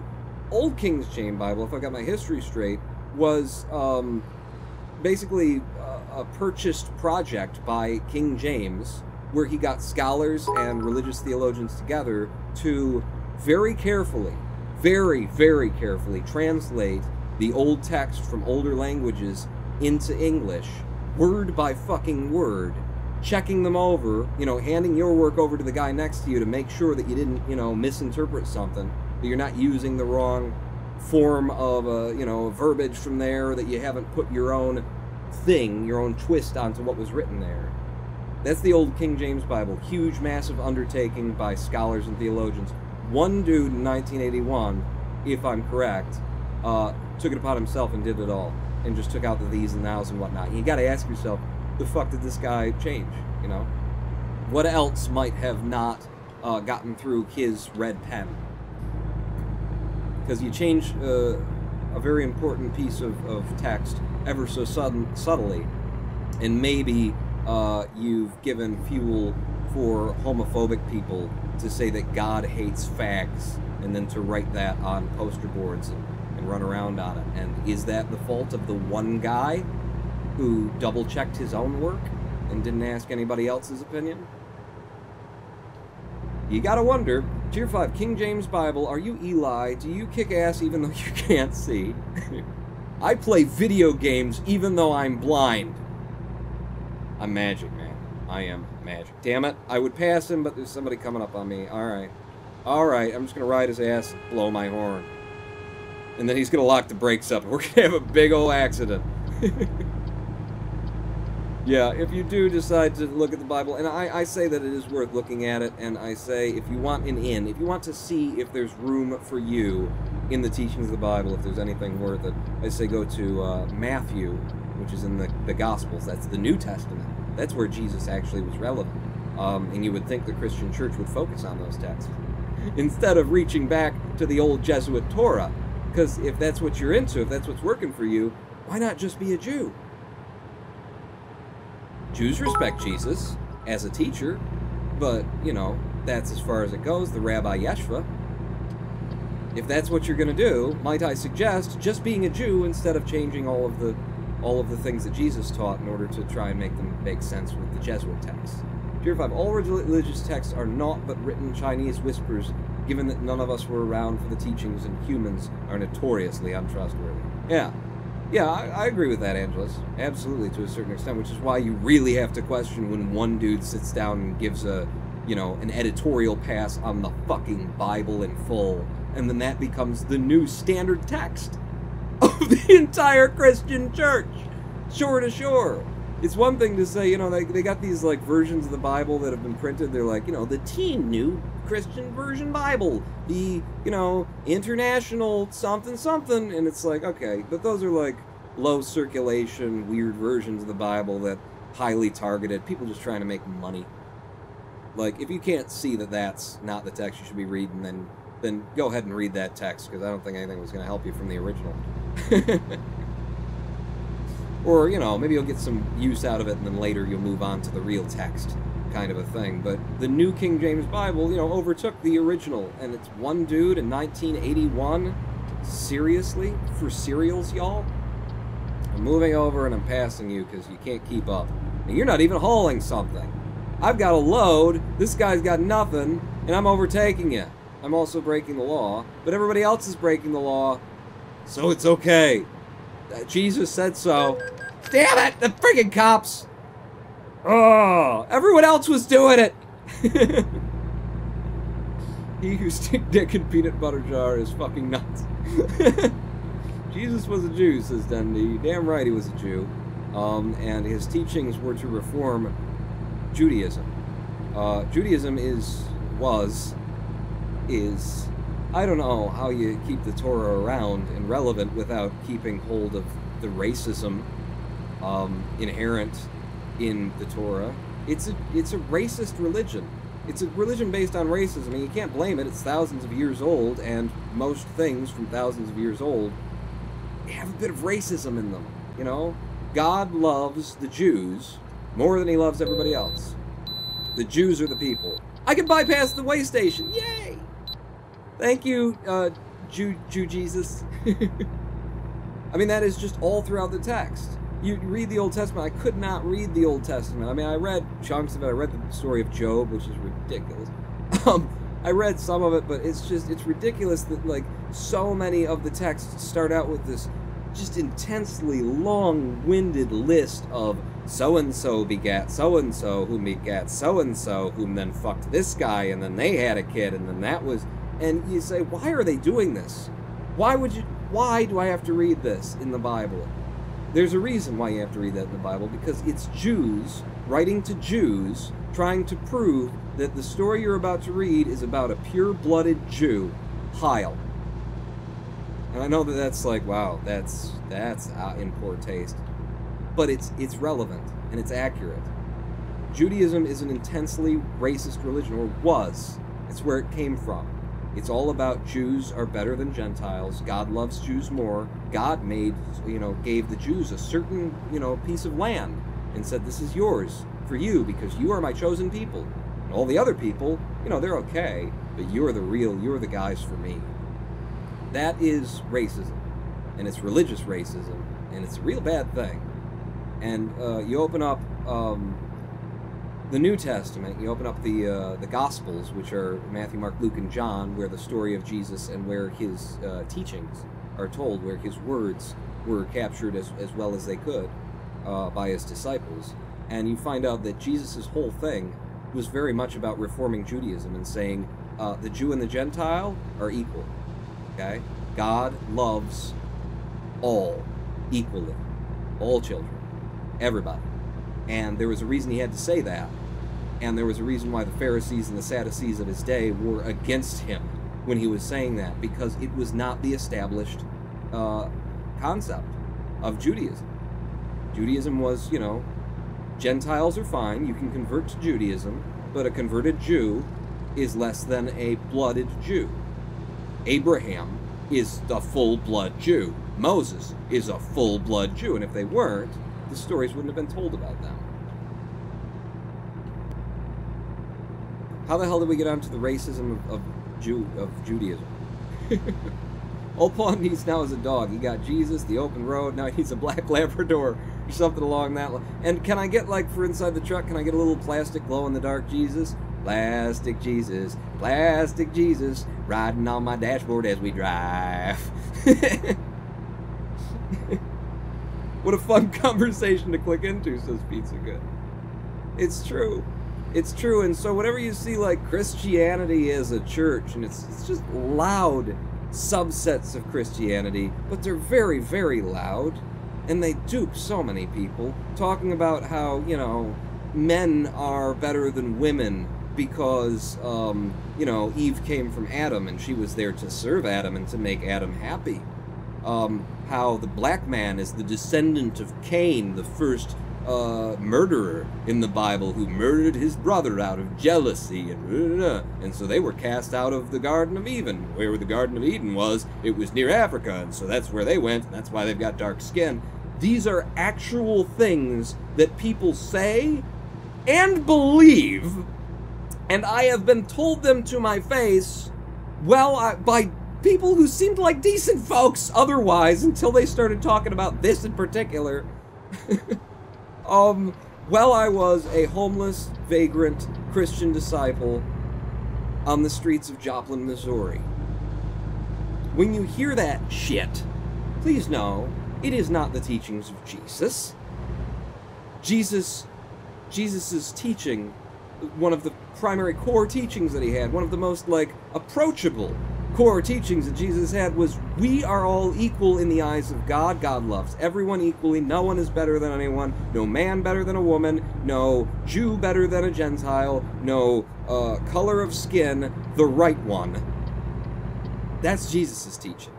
The people who you hear saying, I'm a Christian, and then they launch into that kind of diatribe, that is them borrowing Old Testament religious racism from ancient Judaism that even the Jews have gotten over, one would hope. Those people you mentioned are like Captain Lorca until he starts talking about alien races. A guy called Pi, is that a Star Trek thing? I don't know. I don't know. It's really, really disheartening to see, you know, what's said and what's claimed in the name of Jesus. Just ridiculous is what it all is. If you don't believe in Jesus, you will burn for eternity when you die. How is that rhyming with loving all and everybody is equal, says Zendnesday. Yeah, how is it? How is it? What I never understood about Christianity was they claim to be monotheistic but believe in the Holy Trinity, God, Jesus, and the Holy Spirit. Very lame. Well, you know, they're all supposed to be expressions of a single Godhead, you know, expressions of a single God. God taking on many different forms. And I actually don't, I like that because that jives with where I am today, which is Buddhism, which kind of extends the Godhead and the Trinity out to include every fucking thing in the universe. So I consider it to be a higher understanding there. But, you know, the idea that Jesus was God, and the Holy Spirit is God, and then there's the Father God, and they're all God, but they're all appearing in a different form. Good start. Now, what you want to do is work your way through to, and I am God, and you are God, and that pile of dog shit I just stepped, oh, damn it, that's God, and the scraper that I'm going to use is God, and the boiling water that I'm going to pour over the shoe while I hold my nose is God. If you're going to believe in a single source of creation, the Creator cannot create without inherently creating from self. That's how we do it. That's how everything does it. Nothing comes from nothing. One thing splits, and in the space between, a new thing arises. That's how it's done. People come together, they fuck, and when they separate, there's a baby in between. That's how it works. That's how science works. That's how physics works. That's how reality works. Get on board with reality. Quit trying to, you know, dismiss scientific advancement because it just makes your religion seem more and more useless and out of date to everyone. There are good, important things in your religion. You know, update your religion. Move on. Being stuck to the old ancient Jesuit racism. It's all Russia's fault, says it's Dalton Rutlinger. It could. It's probably they stuffed the ballot box for Jesus. Is what they did. I like asking Christians about it. They always stare at me with a blank face like a deer in headlights. Yeah, because it's, you know, Christianity as a church has encouraged its people to be ignorant and dumb. And when issues arise that fall outside of, you know, we've already got an answer for you, you know, they just want you to turn your, you know, avert your eyes. Don't think about that. Think about this. That's the way to Satan or Lucifer. Lucifer's coming into your heart. You know, whatever they do. But it's very much a practice within Christianity, you know?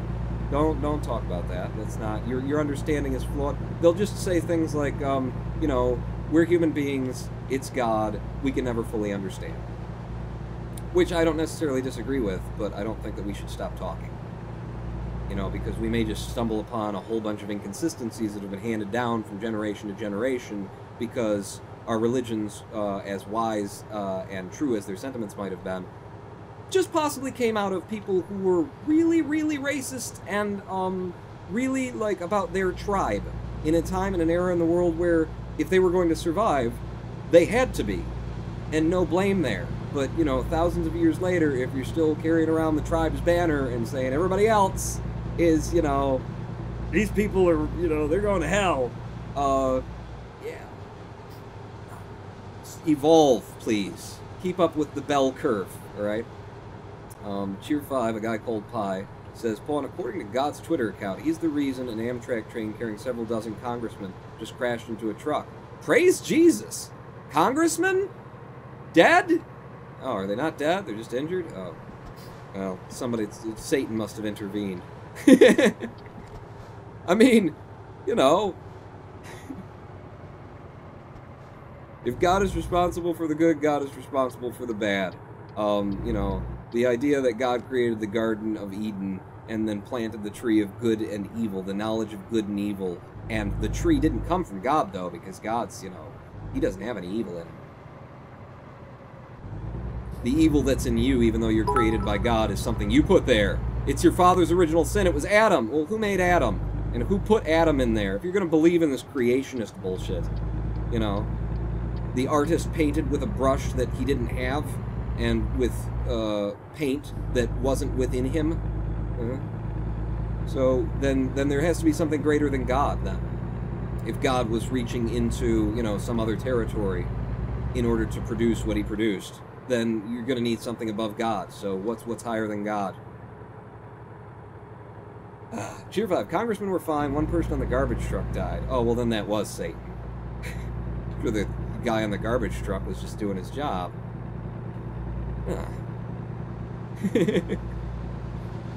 I'm talking about the racists and the people who are deciding one person's life is better than the other, and then congressmen come into it and are like, yeah, kill him. Burn it down.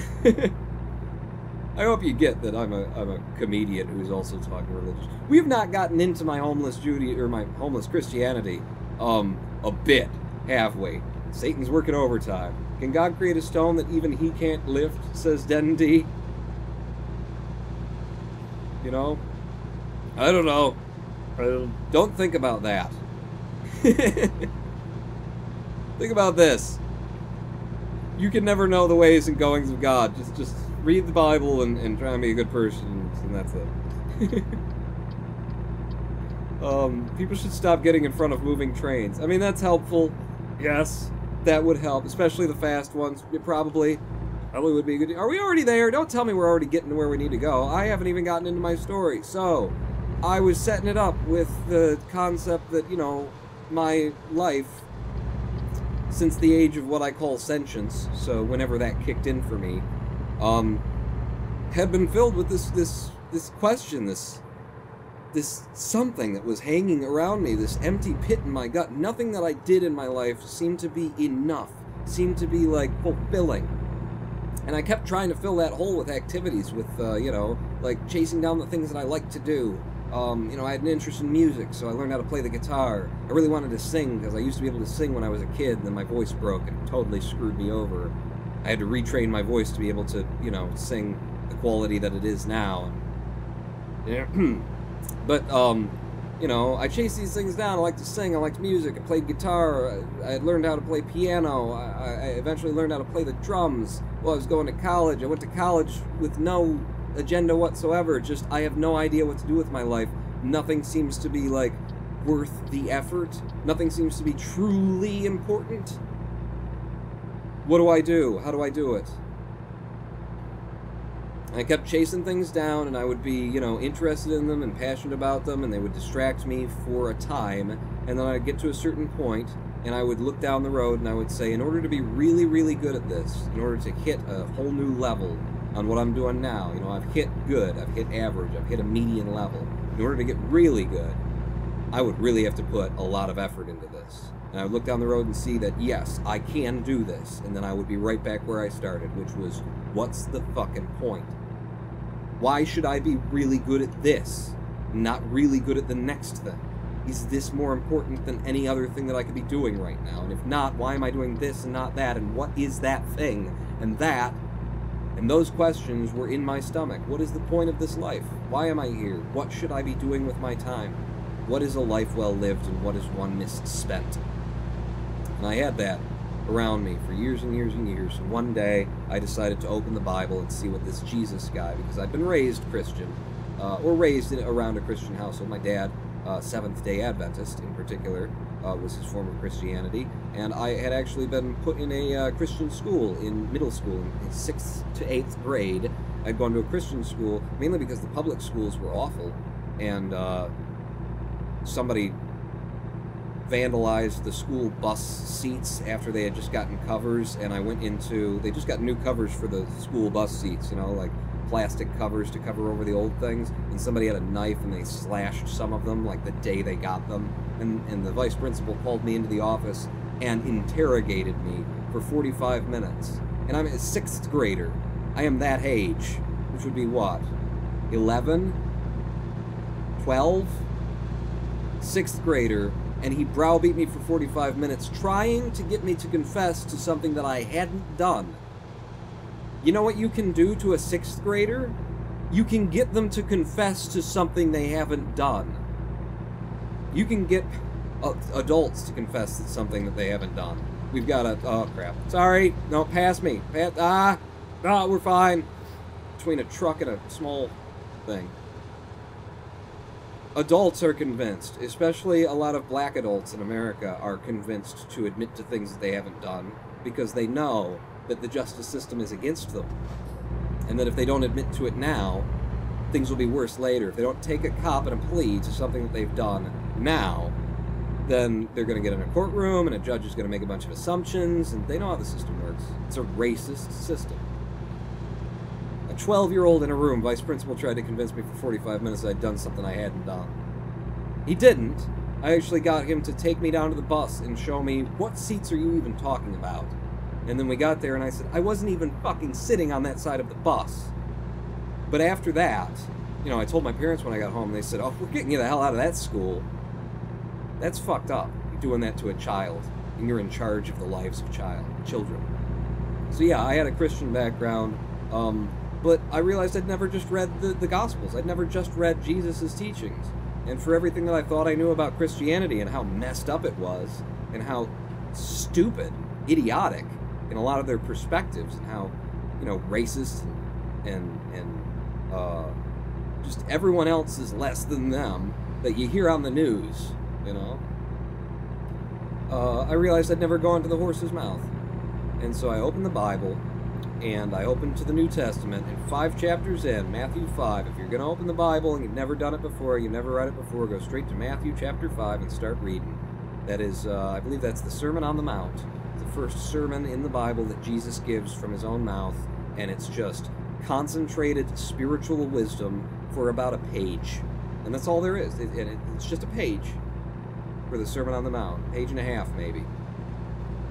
And it is brilliant, and it is beautiful, and when you read it you will know, that's right.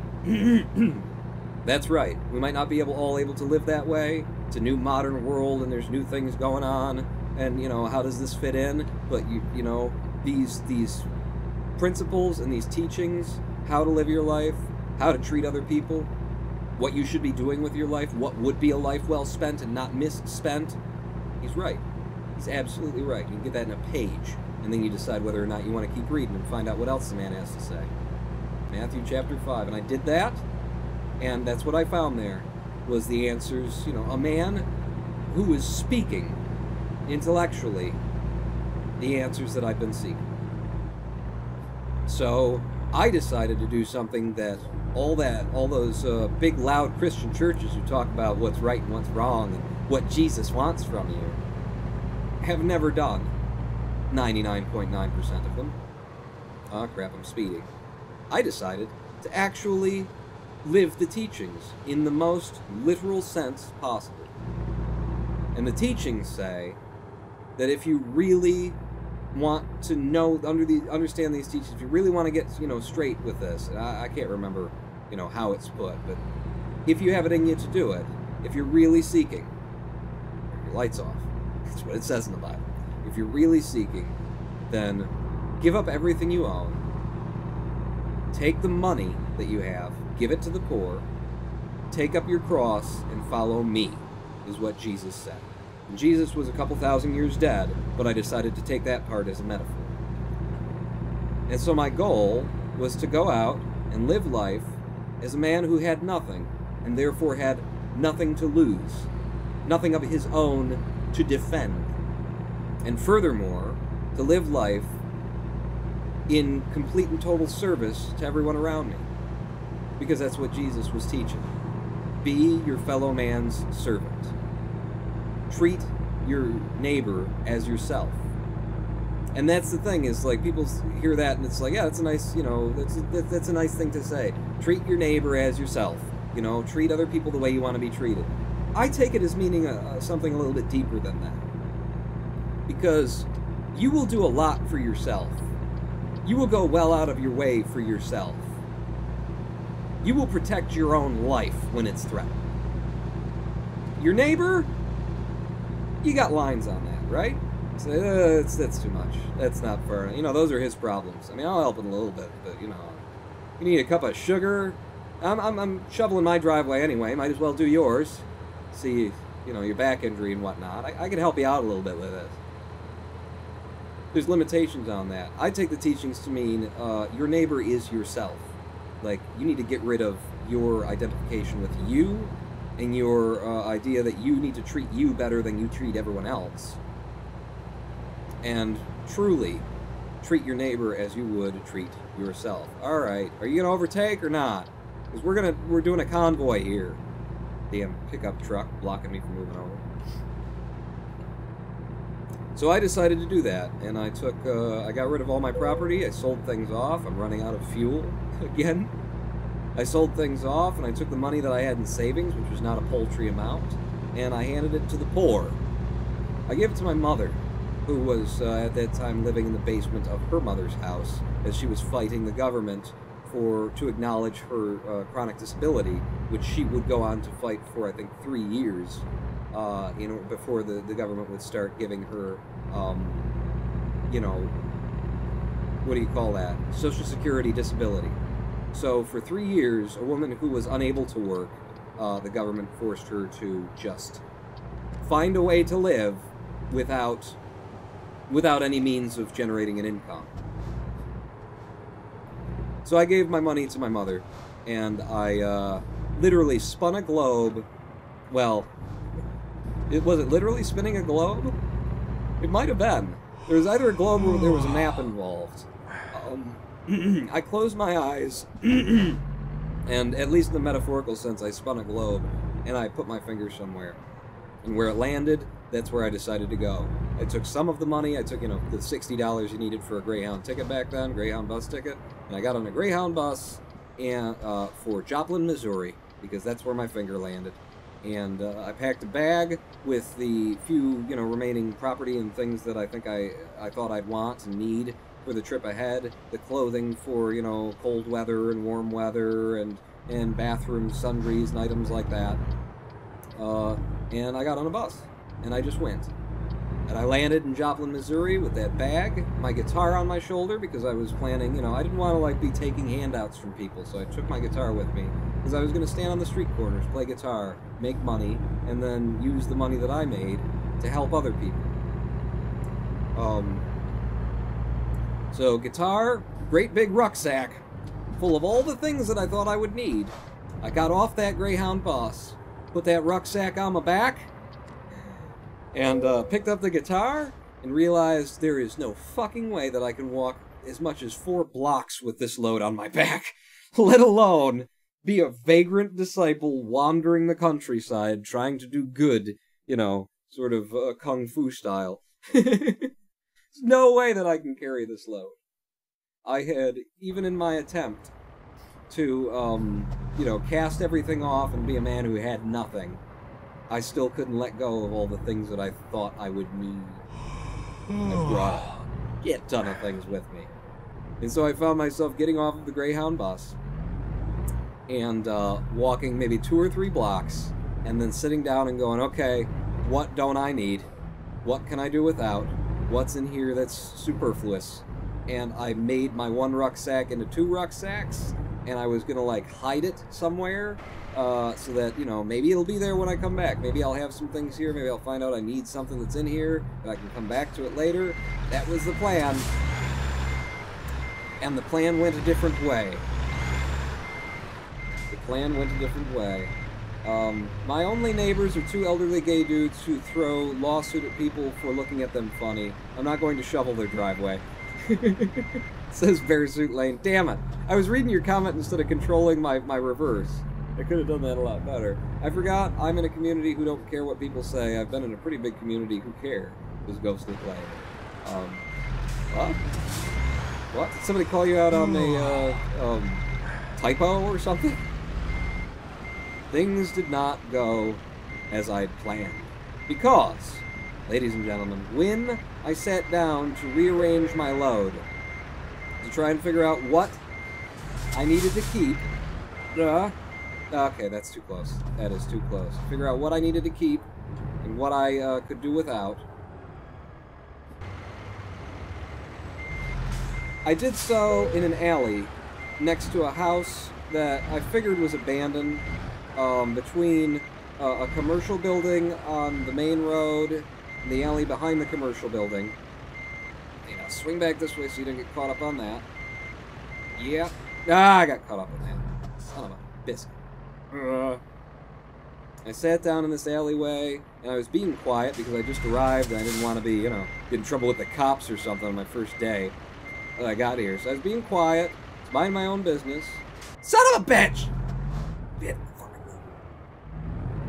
And, out from around the corner, yeah, you want to help, buddy? Standing over there, looking at his hands, having a conversation with nobody. Kind of like me. Out from around the corner of this building that I figured was empty, this little house on a side street behind the alley. Around the corner comes an old veteran. Is what I keep hitting. I'm hitting that stuff back there. I'm not hitting this. Okay, straighten it out, Paul. He comes around the corner and he looks at me and he says, "What are you doing making all that noise back here?" And I was being real damn quiet in the alley because I didn't want anybody to come around. "What are you doing making all that noise back here?" And I just kind of look up at him and, that's all I get out. And he says, "Well, come on then." And so I follow him around the corner to the front of his house. He's living there. I follow him around the corner to the front of his house and find a man who is a war vet, alcoholic, living in, you know, a shithole that he can afford on, you know, the money that he's got because this country so values the people who fought for it. The money that he gets each month. He's deaf. He's deaf from, like, a grenade or something like that. He is 70 to 80% deaf is what he is. And this man, while I was trying to be quiet in an alley through a house with thick walls, all the windows were closed, heard me. Hope you like it that close, motherfucker. Heard me in the alley, somehow. I would go on to have conversation with him over the course of the night where I could tell he was just nodding along because he couldn't hear what the hell I was saying. And I'm talking loud, and somehow he heard me in the alley. I call that providence. I call that providence. He would go on to let me stay at his place that night. I land off of the Greyhound bus. I walk up the street, realize I got too much shit, I'm splitting my bag up. Somebody comes out of nowhere and says, "Hey, you can sleep in you can crash here."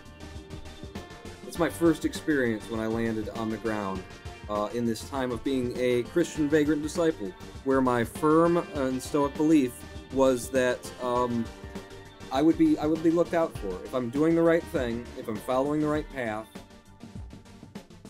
I will be taken care of. I'm not going to be left out in the cold alone. You know, that God is there. And that the universe is fair. And, I don't necessarily hold those beliefs now. But, yeah, it did work. It did work out. And I met that guy, and he was a great dude. Tony, I remember his name. Really great guy. Alcoholic, but, you know, alcoholic in his old age, living the way he was living. Like, can't fault him for it. Whatever. He was a really good guy, and he took me in off the street immediately. Gave me a place to sleep. My first night being a homeless disciple. I went there to be homeless. I went there to sleep out. I went there to be living under bridges and things. First night, somebody says, "Come on inside." That's where we started on this story. So, what are we taking for our upgrade here? I filled long distance, so we can go all the way to New Mexico when I buy the DLC, apparently. Just-in-time delivery, I don't want that. Fuel economy. 10% fuel saved when driving with trailer. Oh, that could help. It's nice to do fragile cargo, too. You get higher rewards, more money. I want fuel economy, so I have to fill up a little bit less. Give me some of that right now. Boom. And another delivery.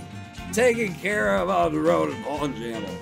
And I just barely landed in my homeless story. I haven't even, you know, talked about the people that I've met. The things that I did and how things worked out. It's a good thing we got more live stream ahead on this thing. It's a very good thing. I hate to not take a live stream break when we're between jobs, as we are. Let's go to the job market.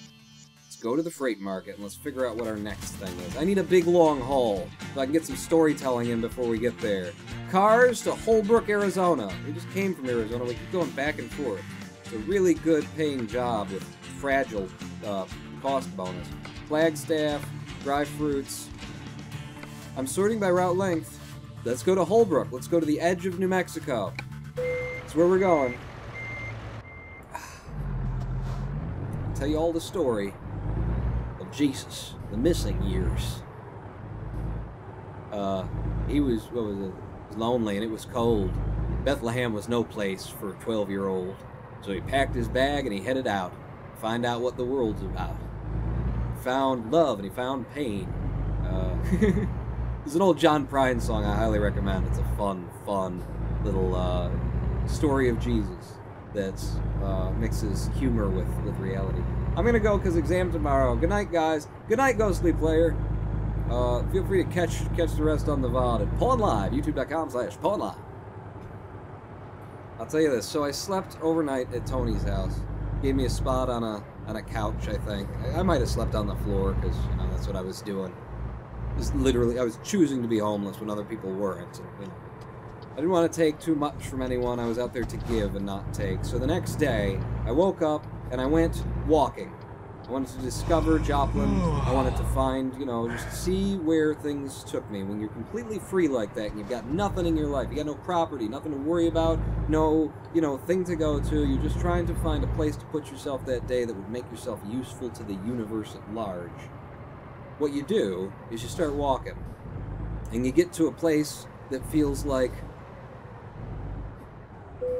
maybe you should turn right. And so you turn right. And then you walk to the end of that street, and you get to a T in the road, and you start walking left. And then you turn right again. You follow the pull of the great magnet, as I like to call it back in those days. The whim and the will of the tides in the air, you know? The blow of the universe. Blow? Yeah, the universe blows. You didn't know that? Okay, I'm picking up these trucks and taking them to wherever the hell we're taking them. Back to Arizona, to the cusp of New Mexico. So I got out there and I started walking, and I immediately found like a place that was, I think it was some kind of like live-in homeless shelter, but they were closed and no one was there, and I didn't really want to be in a homeless shelter, you know? That was a place for people who had their legs swept out from them. I chose to be homeless. I didn't want to take any space for anyone who needed it. So I found this place. There was no one there. I would have at least gone in and gotten like some, you know, sense of like where I am and what's going on in this city, and, you know, is there something I can do and can I help? But what I ended up doing, fuel up before heading the highway, Sister Mason. Good call. Good call. I'm going to block the friggin' intersection. I need to get out, people, and you look like you're not going to stop coming. So I'm blocking this direction. Oh, thank you. Thank you. You're so sweet. So I saw on the front of that building, I saw a little note that said, there's an event. You know, we're holding an event, or someone's holding an event that's going on, and it turned out to be that day. And it's going on a couple of blocks away. So, okay, I'm walking that direction now. So I start walking that direction. I need gas before I leave, you said. Okay, I'm gonna go straight then. Go straight and then turn left and grab some petrol. I walk over that way. I see the event. They're still setting up for it. It's like a, you know, it's a Christian thing, and it's for like the homeless and for like people to donate, I think, and just a celebration and a sermon by the local minister and that kind of thing. Gonna be outdoors, and they got like hay bales that they're throwing around and little decorations and whatnot. And I see that going on, and because this is what I'm doing with my life now, I just go straight up and say, "Need a hand? Can I help?" Do you know what doors open in life when you walk up to people who clearly need a hand and say, "Hey, you need a hand?" "Oh, it's okay. Yeah. No, you stop." "Okay. That's just okay. It's a big truck. You shouldn't have pulled forward." I'm gonna scrape him if I go, aren't I? "Yeah. Okay." And then twist her back. "Don't take out the stop sign." "Yeah, I did it. I'm good. I'm a good driver. I'm a good driver." Where the hell's the place where I can get gas here? Because I don't see the little icon. I'm gonna go around back. Around back. Pull up on this side. I can swing it wide. Yeah, they're both over here. Two of them? Tell me there's two of them. Do you know what doors open in your life when you walk up to situations without wanting anything for yourself and just say, "Hey, can I help?" I'll tell you what doors open up. He said, "Yeah, grab some of those, pull them over here." And I start helping, and I can see what's going on. I can see what they're doing. I can see where they're going with things, and I don't need to be told. I see what you're grabbing. I'll grab it. I'll move it over there. I'll do this. I'll do that. I'll help you set up this thing. You don't have to tell me everything. I get in there. I start helping, and I hang around for the sermon. They gave out some food there, which was nice because I was hungry. I had a little bit of food, not much. I didn't want to take more than I had call to for other people's sake. And I listened to the sermon. At the end of the sermon, somebody walks up to me and says, "Hey, we've got an open bed in our shelter. You want to stay?" And I said, No.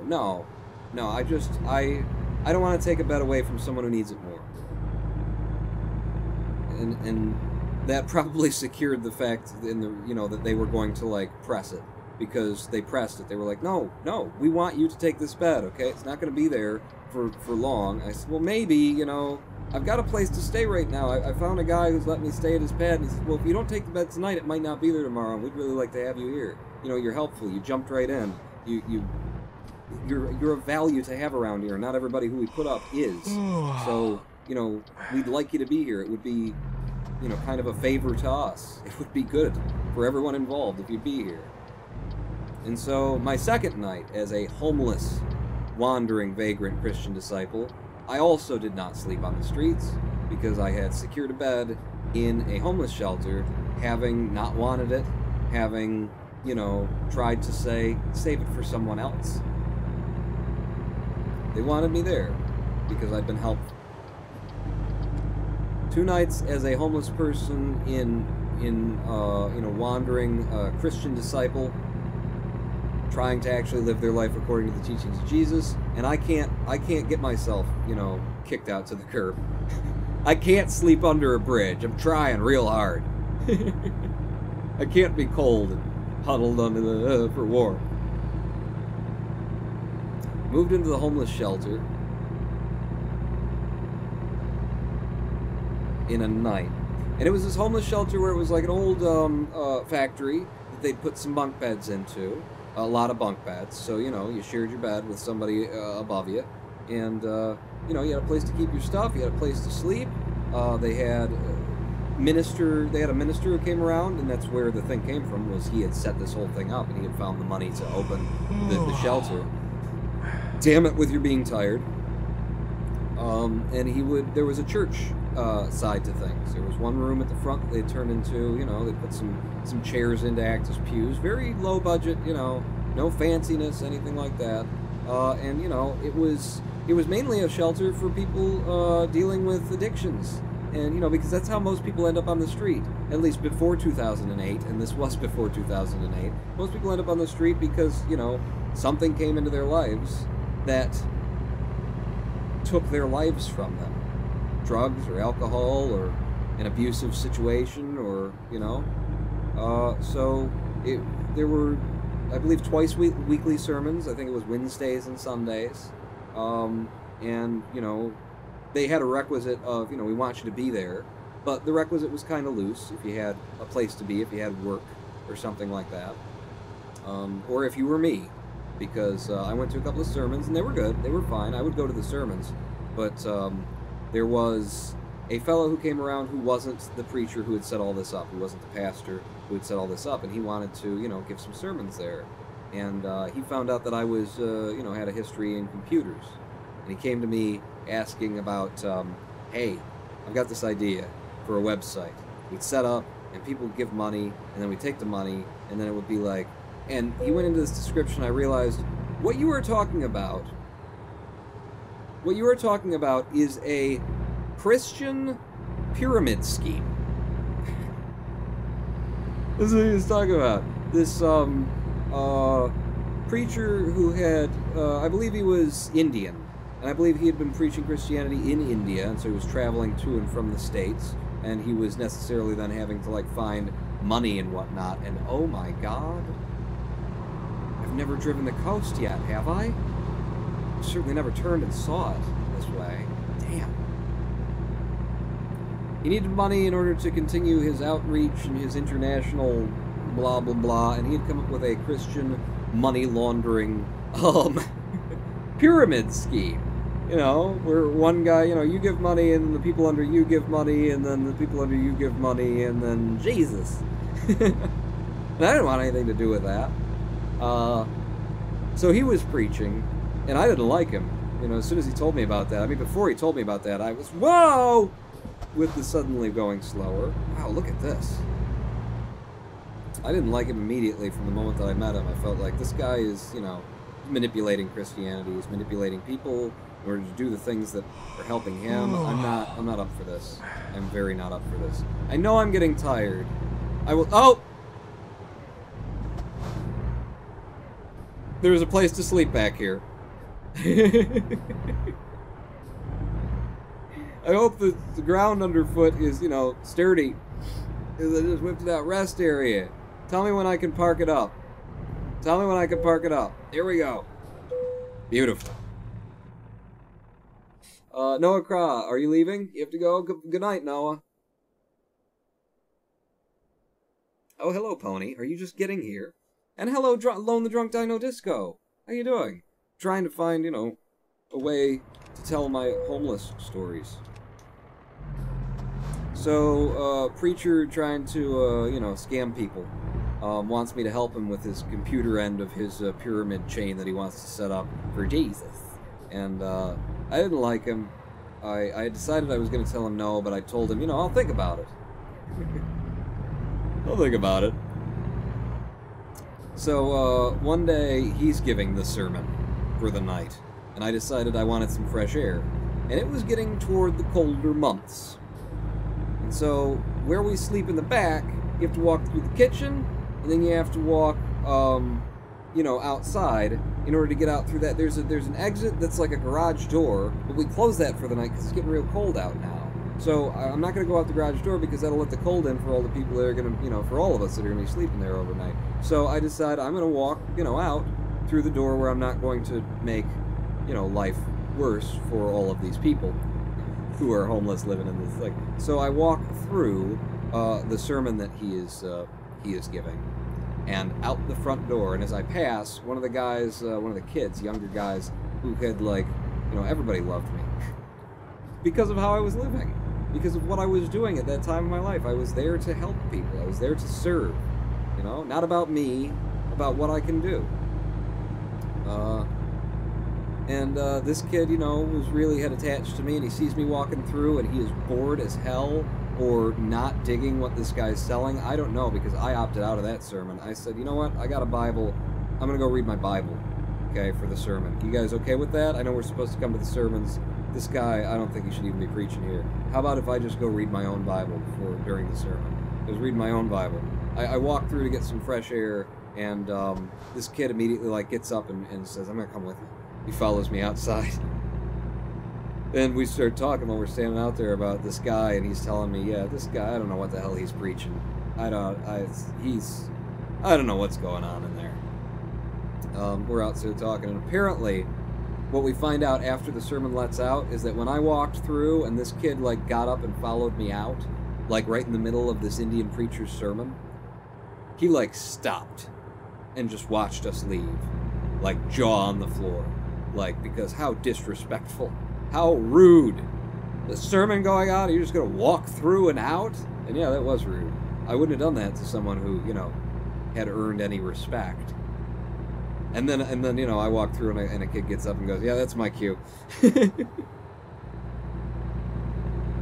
So, we're out there talking after the sermon is let out, and this preacher's like gathering up his stuff and getting his microphone, whatever the hell else he brought, his texts and God knows what else. And he walks out to start loading up his car, and he walks through the door and kicks it open like he's really angry. Kicks it open and walks past our little group and just turns to me and says, God is not speaking to you!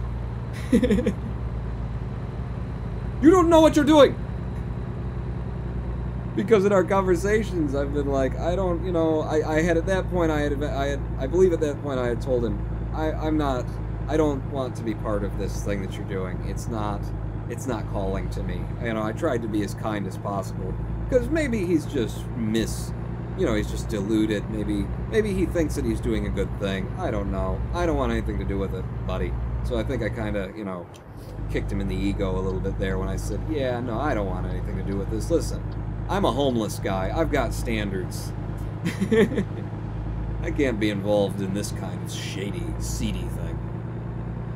But yeah, he comes out and just like throws that up. God is not speaking to you.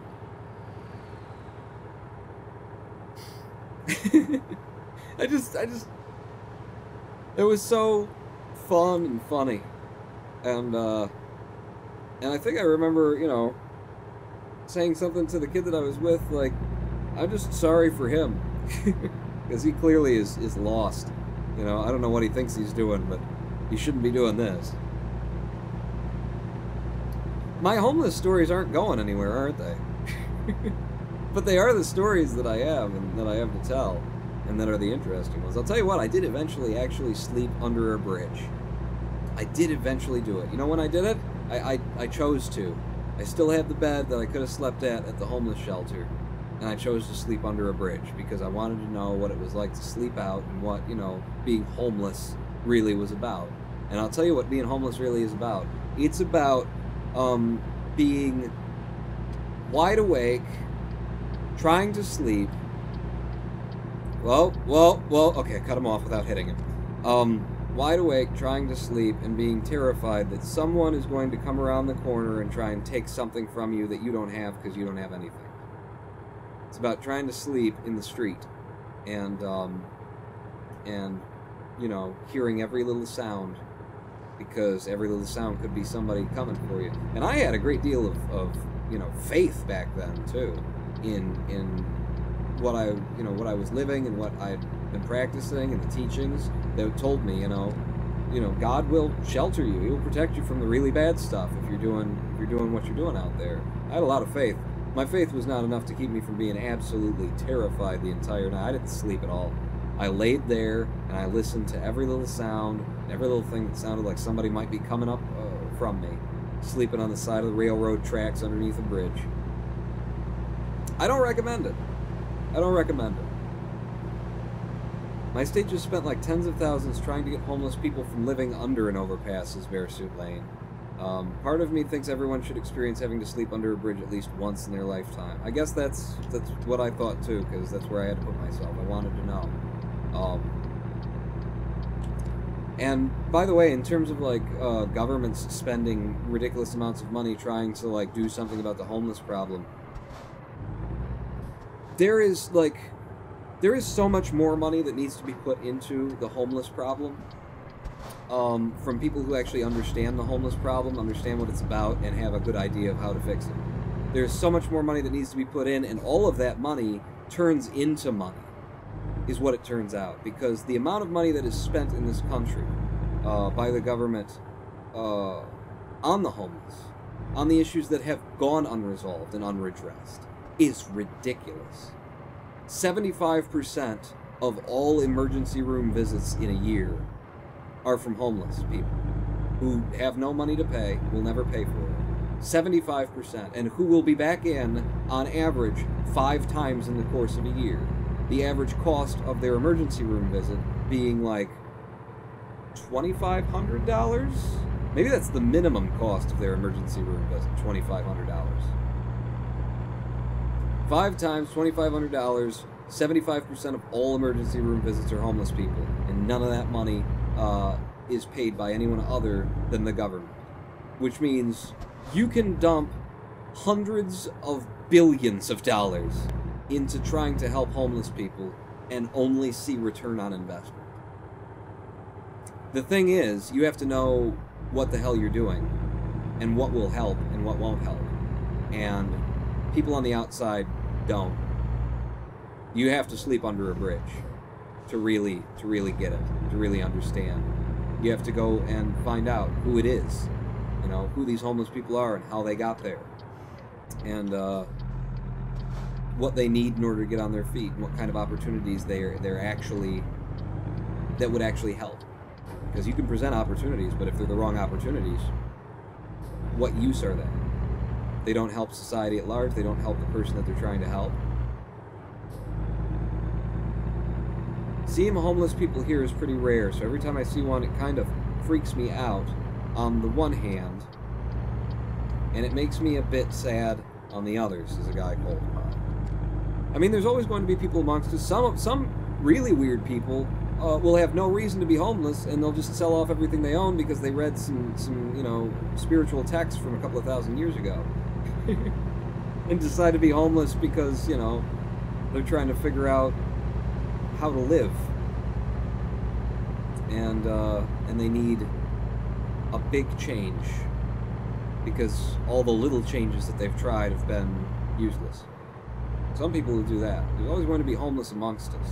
But 75% of emergency room visits for the homeless is not a problem that we should have in this day and age, in this era, with all of the riches that our nation likes to spout off at the mouth about. Oh, we're so rich. Oh, we're so affluent. Oh, we've got all these conveniences. Our median incomes. Yeah. Really? Because, you know, I've been to the emergency room many times with my mother because of her chronic condition, and I've seen a whole lot of people in the emergency room.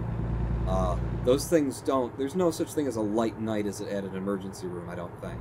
And to know that 75% of all those visits are people who cannot pay and will not pay, and it's just going to be taxpayer dollars, because there was nothing for them in the first place. There was no way for them to avoid. Can I overtake him before the lane ends? There was no way for them to avoid and maintain, oh no, this is a truck lane. This is where I'm supposed to be, because we're going uphill. You know, they get into those situations because there's just not help. There's nothing they could have done beforehand. There's nothing they could have done preventative.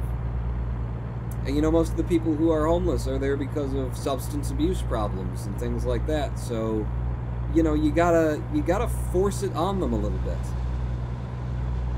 They want it, but you gotta force it on them. You gotta help them do it, because they've got a demon on their back and they got a monster in their head that you know, in between the moments of clarity where they know that this isn't working and something has to change and I can't just keep doing this. In between those moments of clarity are the moments of everything else, which is a demon saying, gotta get the next thing, you know? Gotta get my next beer. Gotta get my next hit.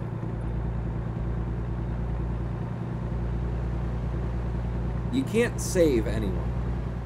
Let's say that. You can't save anyone. People have to save themselves. But you can sponsor people. You know, you can be there. You can make it available, and you can do more than just open your hand too. And that's important. Just opening your hand is often not enough. Sometimes you got to lean in and grab. And if they push away, then you let them go. Sometimes what people need is somebody to show that they care enough to lean in and grab. And they won't push away.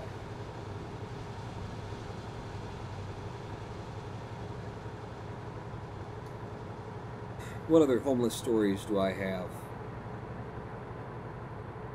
Riggs. Randy Riggs. Randy Riggs was the alcoholic who I formed a great friendship with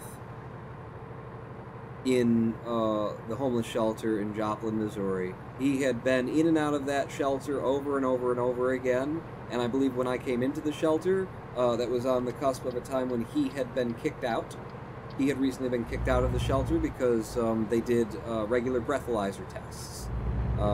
Like once a week, I guess sometimes they'd have, one all of a sudden out of the blue just to, make sure that you're not just refraining on the day that you take it, that kind of thing. They had a cheap off-the-shelf breathalyzer that they would do, and Randy Riggs had been caught drinking, and they had kicked him out for the God knows how many times. I eventually met him when he started coming around again, and he was a California bum. He was a California bum who didn't believe in wearing shoes. He made it all the way out to Joplin, Missouri for whatever reason. I don't know if he knew people out there or how he managed to come there. Look at that sunrise. But he made it all the way out to Joplin, Missouri without his shoes. He walked, through broken glass and whatnot. And you're like, man, we need to get you some flip-flops or something. He's like, nah, my feet are fine. He'd walk around in cold and in the winter, snow and stuff. He was one of those guys.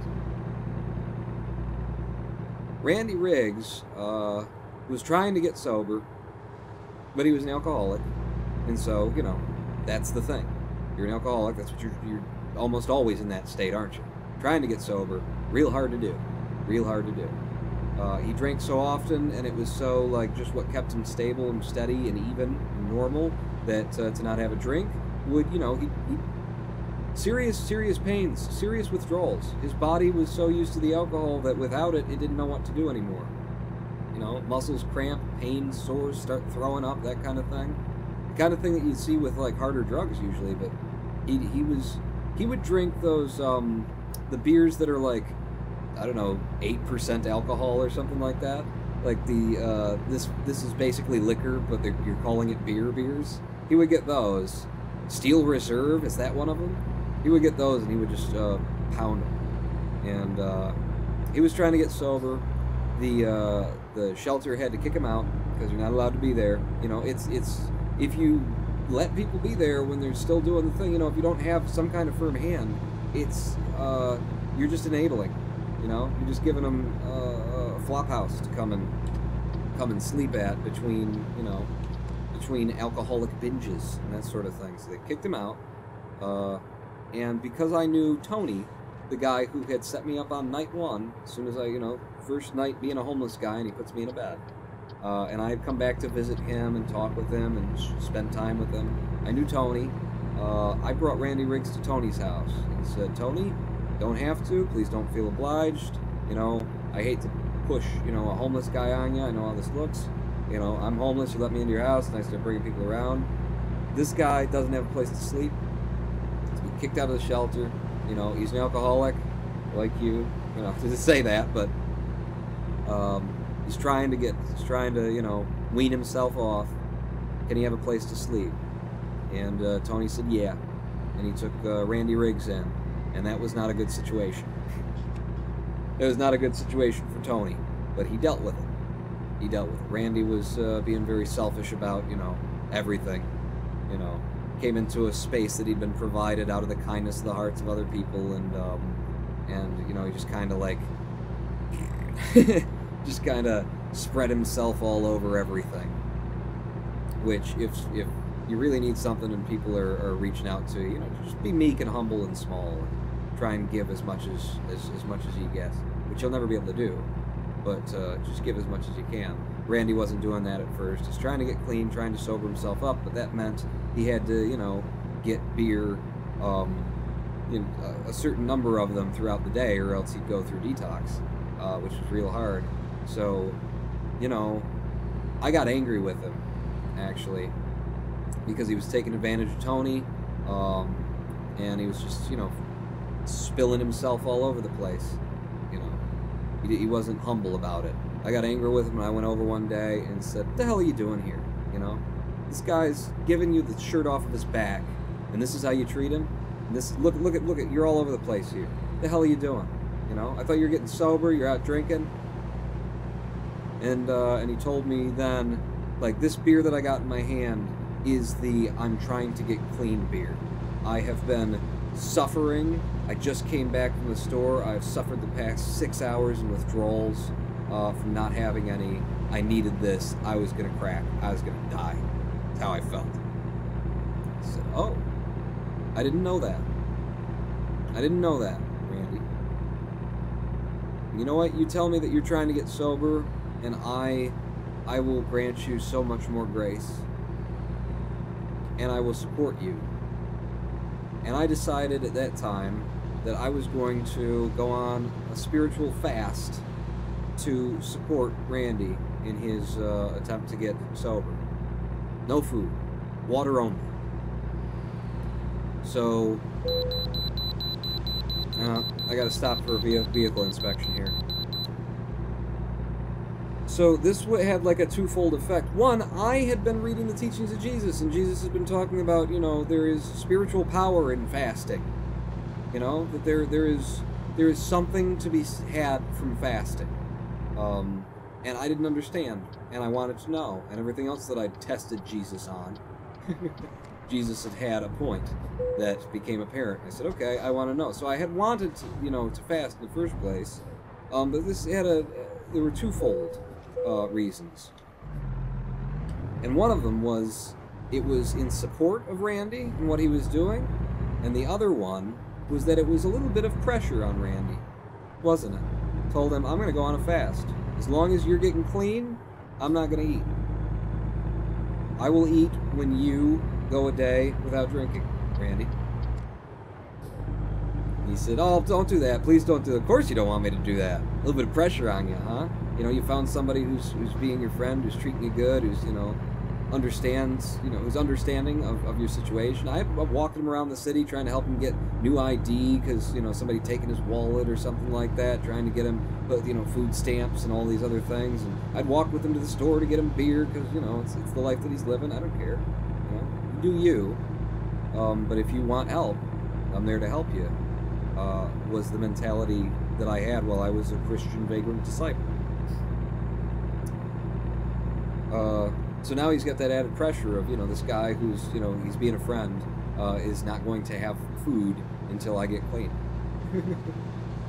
And I'll tell you what, I was carving a path in Joplin, Missouri between Tony's house and the homeless shelter, and I'd say there was about a half a mile at least between those two places. And I've been carving a path there, going back and forth every day, visiting Tony, then when Randy was in there, visiting Randy, going back to the shelter. I walked everywhere. I never had a ride in Joplin, Missouri at any time. I don't think anybody drove me anywhere. I walked. And I walked all the way across the town to, you know, 2-3 miles away to where they had the Walmart and stuff, so I could play my guitar and you know, make a little change on the street corner and that kind of thing. I'd been carving a path between those two locations. When I stopped eating, I did not stop carving a path, and I did not stop burning the immense number of calories that I had been burning. I just kept going. I kept doing what I was doing. I just wasn't having food, making sure I was drinking water, but that's it. And I was burning a ton of calories, like Survivor Man calories, with all the walking I was doing. You may recall that that the shelter that I was living in was doing regular breathalyzer tests. So here's a fun fact. Apparently, if you burn enough calories in a day, and someone gives you a breathalyzer, you will read positive for alcohol. And I'm guessing that's because, if I'm right here, when the body starts to break down muscle in order to provide itself energy, doesn't the muscle turn into, in portion, alcohol? There's acid in there, but isn't there alcohol in the breakdown of muscle tissue? I'm currently on a spiritual fast. It'll be over when I die, says Bear Survive. The first day that they happened to do a blow test, when I was on the fast, supporting Randy, I believe I blew a .02. Yeah, .02, which is like nothing, you know, swig of beer. and 15 minutes later is probably a .02. I don't know. It's a very low number. You know, you can drive on a .02. All states agree. The next day, do I need to stop for anything? You might need to sleep later. I'm going to roll with it. The next day that they did a blow test while I was on the spiritual fast, I blew a .04. And when I blew the .02, you know, nobody thought about kicking me out. They knew what I was doing, you know, that I was on a fast. And nobody had any idea about, like, fast? Should a fast cause alcohol in the bloodstream, the breath of the... You know, nobody thought that. But they knew I was on a spiritual fast, and they said, you know, we all were just making the assumption, the conclusion that, you know, it must have something to do with the fact that I'm fasting. Because, you know, everybody was like, he's not drinking. That's not his thing.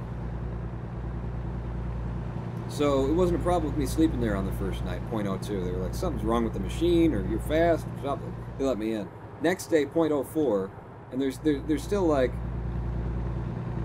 you know, no, not you. Nah, you're not, nah. No problem, you can stay here. This is something weird, you know? It's gotta be the fast. Third night, I blew a .06.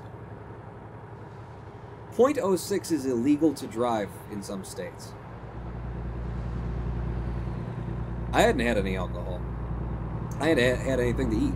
I was just drinking water and walking back and forth and back and forth and back and forth. Acetone comes from a low-carb diet. It's a byproduct of ketosis, metabolizing fat instead of blood sugar. I did hear about chemicals stored in fat tissue and getting into the bloodstream when the fat is broken down for fuel.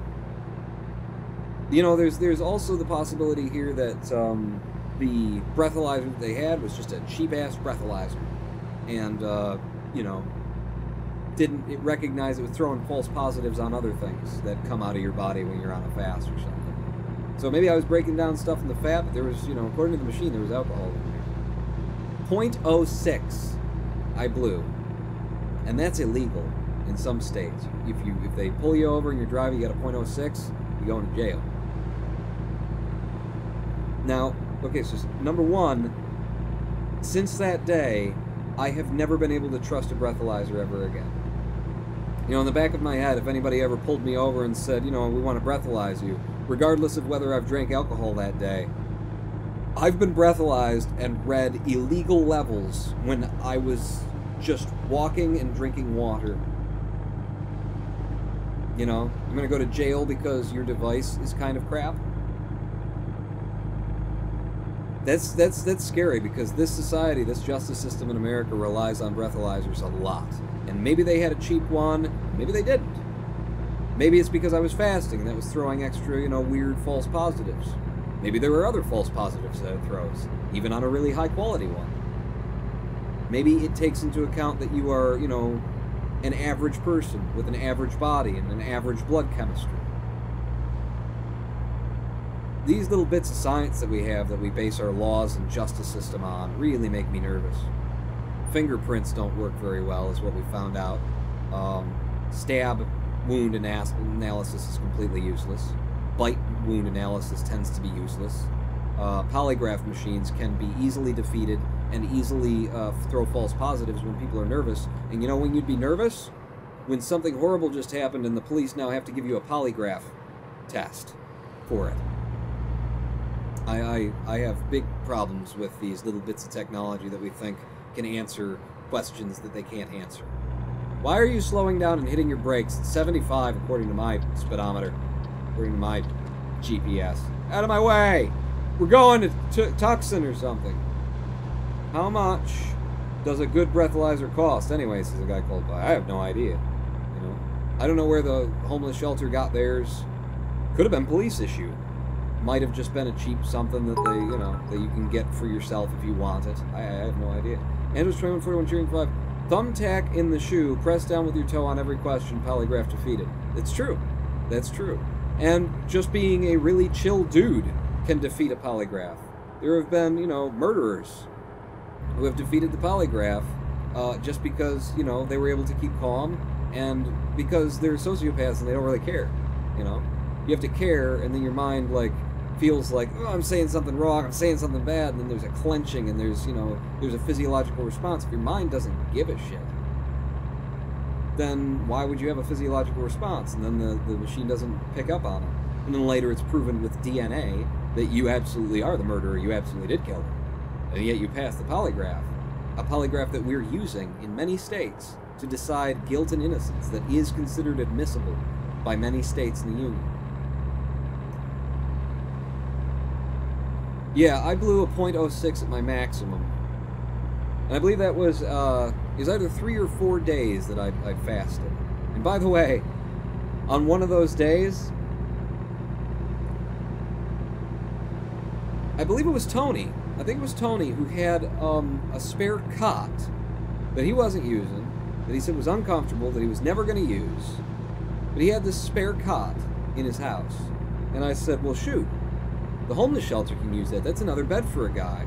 Are you not going to do anything with that? You don't want it? You don't want to sell it or anything? And he said, no, if you want to take it to the homeless shelter, you can take it to the homeless shelter. I said, hell yeah, I'll take it to the homeless shelter. One more bed for somebody stranded. Absolutely. So, during my fast, on at least day 3 of my fast, I hadn't eaten anything, hadn't had any calorie intake whatsoever. I grabbed this old, shitty, foldable, collapsible cot that had those 2 wheels. It's 75! I'm doing some. Oh, the speed changed! You gotta give me a chance to slow down, you dick! They shouldn't be using those speedometers. They don't. Those speed guns. The technology's unproven. After all the fasting and whatnot, I found myself lugging this surprisingly heavy folding cot a half mile from Tony's house back to the homeless shelter. It had 4 of those little wheels on it, but those wheels that are made just to like roll around on a smooth surface to make it a little bit easier. I was using them to try and get them across streets and highways and bridges and roads and get them back to a place. By the time I got back to the homeless shelter with this thing, okay, one, I believe I had like crunched myself over in pain from the muscles that had just, because I didn't have any, new calories, and I was pushing extra hard on day 3. But also, by the time I got this thing back to the homeless shelter, it had 2, maybe 3 wheels left. At least one of the wheels had literally filed down until it ripped off of the thing. I dragged a bed on 3 wheels maximum, half a mile on day 3 of a fast, and then I went and did a breathalyzer, and damn right, .06 alcohol in my bloodstream. Not because I'd had any alcohol. But it was on that day, I believe, the .06 day. No, it was the next day. It was the next day. Because that would have been a Saturday. It was on a Sunday. And Sunday was Minister Sermon Day. Okay, so we were going to go to the sermon. And then it was also potluck day. So the kitchen would take all the food, different homeless people who were on food stamps would, bring into the homeless shelter to share amongst the community of the homeless, because that's how they, gave back to the shelter, was, so that the shelter doesn't have to come up with money to buy food. They get on food stamps, and then we bring them all here, we get all the food that we can, and then the whole building gets to eat. They were having potluck that day. And they said, the situation was this. Randy had blown the day before, and he had blown, I think, like a .21 or something like that. The numbers are supposed to be .0 something. He had blown a .2. He's an alcoholic.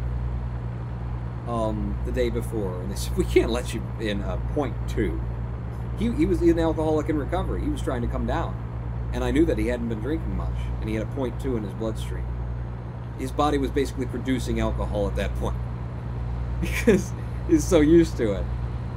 Hadn't had a beer in quite some time. He came over, blew to try and get in. I think he had a .21. We can't let you sleep here with a .21. He came back the next day, and they said, Randy, if you blow below a .1, you can have your bed back at the shelter, because we'll know that you have come down. that you aren't drinking anymore, and that it's getting out of your system. If you're starting with a 0.2 yesterday, if you're down to a 0.1 today, then you can come in. And I told Randy, if you manage to blow that 0.1 today, I'll eat something. And man, that was the best potluck spaghetti I ever done had. Randy had managed to get himself sober enough to get his blood alcohol content low enough that they gave him his bed back. I got him out of Tony's house. You know, he wasn't a burden on Tony anymore. He was back in the shelter, and I got to eat something. Damn, that spaghetti was good. Day 4, I believe, of the fast, and I had spaghetti. And then, at the end of the night, I had the spaghetti, a couple hours go by, I blew a 0 on the BAC. So it was the fast that was doing it. But that got Randy Riggs back into the shelter. And I guess that's the end of that story. I spent a lot of time with Randy Riggs. He was a good guy, he was a fun guy. And I hope he, like, found his way back. Because I got him back in the shelter, and he, sure enough, you know, he kept drinking, you know. But he was using it to just, you know, as little as he could. You know, when things got really tough, that kind of thing. I mean, what do you expect? You know, because the thing is, you get clean and sober, and that gets you into a homeless shelter, and where are you now? It's like, you accomplished something, good work. Where are you now? You don't have a job, you don't have prospects, you don't have a place to be, you don't have, like, clothing. You got the clothes on your back and maybe another pair, and, you know, you gotta go panhandle money to wash them if you want. How do you get a job when you don't have clothes to change into? You're still not in a great situation even after you get yourself sober, living in a homeless shelter. There are opportunities. You gotta be savvy, you gotta go out and you gotta find them. Sometimes they come to you. We had some construction people, some contractors who would come to the homeless shelter early in the morning and say, you know, we're going to be laying carpet today. You know how to lay carpet? You don't? Doesn't matter, it's easy. We'll give you $50 for the day. So you take the advantage of that kind of stuff. And then, the problem that you have is running out of fuel. The problem that I'm running out of fuel. The problem that you have is if you're, you know, in recovery for something, whatever that substance is, and you go out and work a day and get $50, you can go buy clothes and try and upgrade your life and try and get to a point where you can start getting some stability underfoot, where maybe you can, you know, just keep doing the same job with some people every week, and they have you on, and then it turns into a real job, and, you know, 20, 30, 40 hours a week, and you're making some money, you can get your own place. This is a massive uphill battle for anyone who's homeless. You can choose to do that with the $50, or you can go make your life better in this moment, right now, by going and doing whatever you were doing before. You know, just a one-off thing, you tell yourself. Just, you know, I got some money, I'll save some of it for, you know, some things and make my life a little bit better that way, but, you know, I did good today. It's a good day. Reward myself. And then you find yourself back out. So yeah, I got Randy back into the shelter. He did keep drinking, and when I left, I believe he still had a place in the shelter. I don't know how much longer it was going to last if he kept going the way that he was going. But at the time, he did have a place in the shelter. And when I left, I left by thumb. Where am I going? You want to sleep, Colin? Well, might as well. Oh no, I want gas. Gas is what I want. Wonder how tired I am. I left by thumb. I left because the family, my father's side of the family in Florida, was having a Thanksgiving, and it was rolling around at that time, and I needed to be souther than I was presently in Joplin, Missouri, if I was going to, you know, sustain a winter. And I thought, yeah, maybe Florida's the place. So I decided I was going to, you know, make it from Joplin, Missouri, middle of the country, to Florida, as far south and east as you can get in the country, for Thanksgiving. One of my uncles was traveling down from Chicago and said he would meet me and pick me up in Nashville, I believe it was, Nashville, Tennessee. I stuck my thumb out. I said goodbye to everybody. It was kind of a tearful goodbye. You know, everybody was really sad to see me go. I stuck my thumb out on the highway, Joplin, Missouri, on Sunday morning, right after church, in the Bible Belt. Joplin, Missouri's in the Bible Belt. Okay? Everybody out there is a Christian.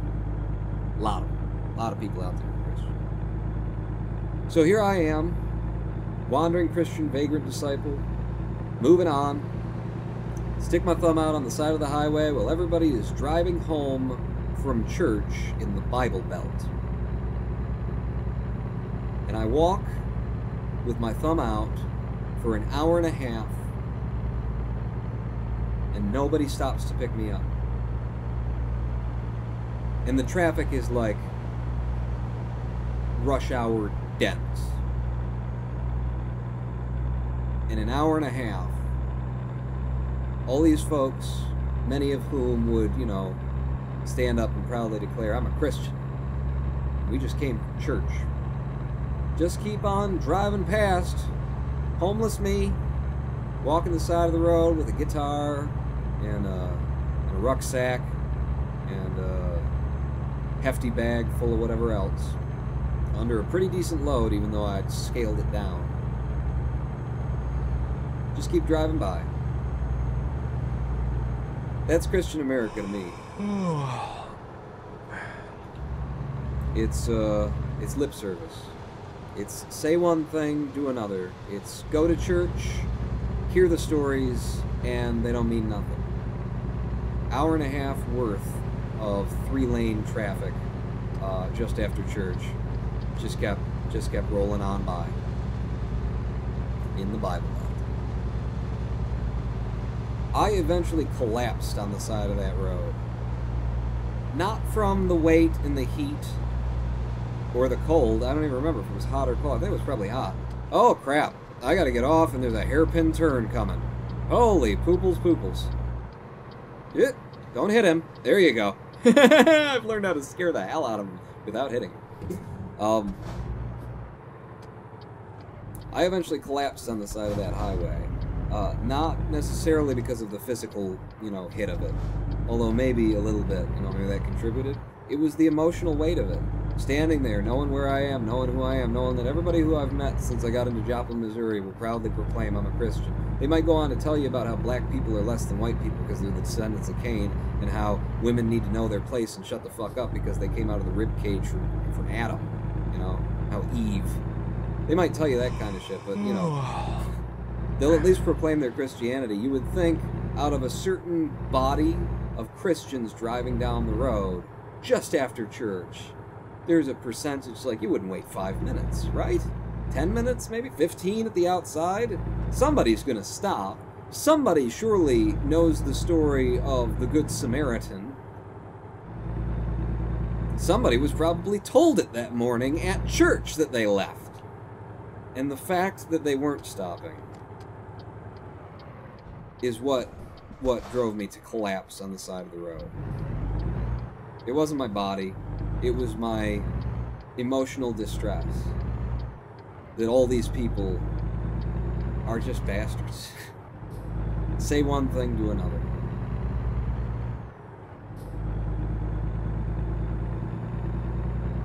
So I eventually just kind of collapsed knees first into the grass at the side of the highway. And when I collapsed knees first into the grass on the side of the highway, I suddenly discovered, rudely was awakened to the fact that that wasn't grass. There was grass, but that grass had grown up out from little patches of concrete. I collapsed my full body weight down onto my knees, and my knees came down onto a concrete chunk. So I went from collapsing down onto my knees to be like, what the fuck, these people, to collapsing down on my knees and then rolling over, knees in the air, like, holding my body and that kind of stuff. And guess what? Then somebody pulled over. You know why? They thought I'd been hit by a car and that I was, you know, rolling in the grass. Fucking sad is what it was. Somebody finally picked me up. And they drove me 3 exits forward and said, we're going this way, you're going that way, we'll see you later. And they dropped me off. Thankfully, someone else did pick me up, and guess what? You know, I've been talking about, I keep coming back to the fact that as a, homeless vagrant disciple, I can't seem to actually manage to, like, be homeless, to not have a bed. The guy who picked me up last, the second person who picked me up that night, he was about an hour away from getting home. Old guy. About an hour away from being home.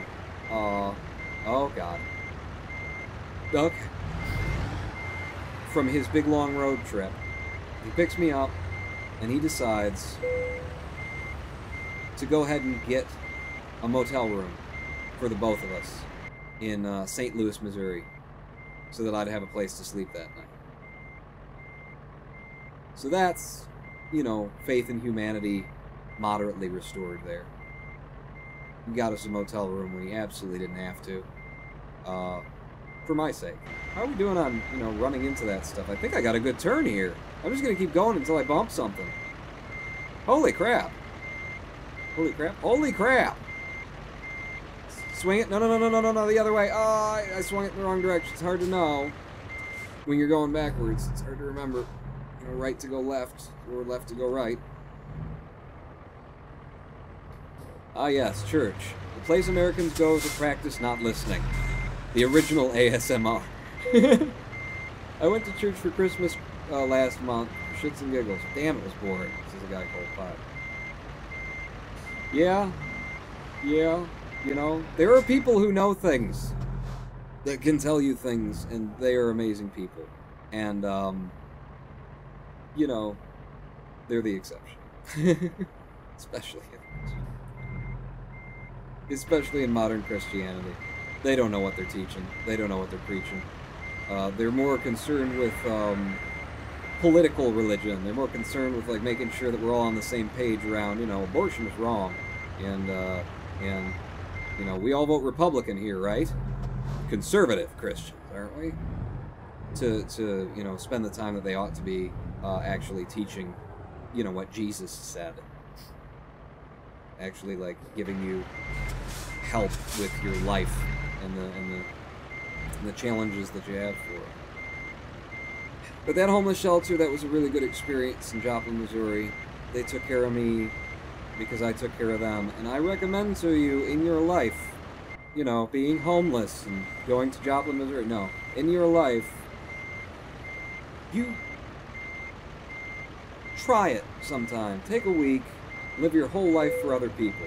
If you've got money, if you've got resources, you got something, take a week, set your money aside, and just live your life for everyone who's not you. And see how that works out for you. See what kind of responses you get from people. See how the world responds to you when you're the guy who walks up and says, hey, can I give you a hand with that? When you're the guy who sees somebody on the side of the road, flat tiring, you stop. You're the guy who sees someone on the side of the road with a thumb out, and you stop. Don't stop for him if he's got a hatchet with him, or there's a pistol hanging out or something like that. But you know what I'm saying. Within reason. Don't not trust your gut about people. But, be the person who's there to help, who doesn't want anything in return for it. I've got time, you can have my time, you can have my labor. Be that guy and see how the world changes around you. See how opportunities just emerge and how, jobs pop up because you start helping somebody for nothing. And, the first thing they're going to be is you want a job? You're more dependable than the people who I, interview and pay to be here, and they can't show up on time, and then they get here and they're slacking off. You walk up off the street, and you just start throwing in, and you're more useful to me than you want a job? Be the person living for others and see how that works out for you. Because that's what Jesus Christ actually taught. And I lived it for several months. And it works. There's a reason that he taught it. It works not just for, I'm not saying do that and see how many things you get in return. That's more of the Christian church kind of talking, you tithe, and then you're supposed to get your tithe back in tenfold. And there are ministers and preachers on television who will literally say, we want you to get on the phone right now, and we want you to donate $20 to the Right Reverend blah blah blah fund, and knowing that the Lord has promised you that you will get 10 times that in return. You give $20, you're going to get $200 back. You give $100, you're going to get $1,000 back. You want a pickup truck, you give your money to me today, and God is going to buy you a pickup truck, and that shit actually is on television in this country. That's not what I'm saying. I'm saying be the person who gives and wants nothing in return. And see what life looks like, and see how you feel in terms of being fulfilled as a human being. See how you feel when you've got no skin in the game, and yet you're all in. It's a good deal. It's a very good deal. And I am the Ronin Pawn, and we've come to the end of another Zendnesday live stream. This wasn't a lot of Zen. This was all Jesus-y, and it was me telling stories about homelessness that didn't, you know, just didn't go anywhere in particular.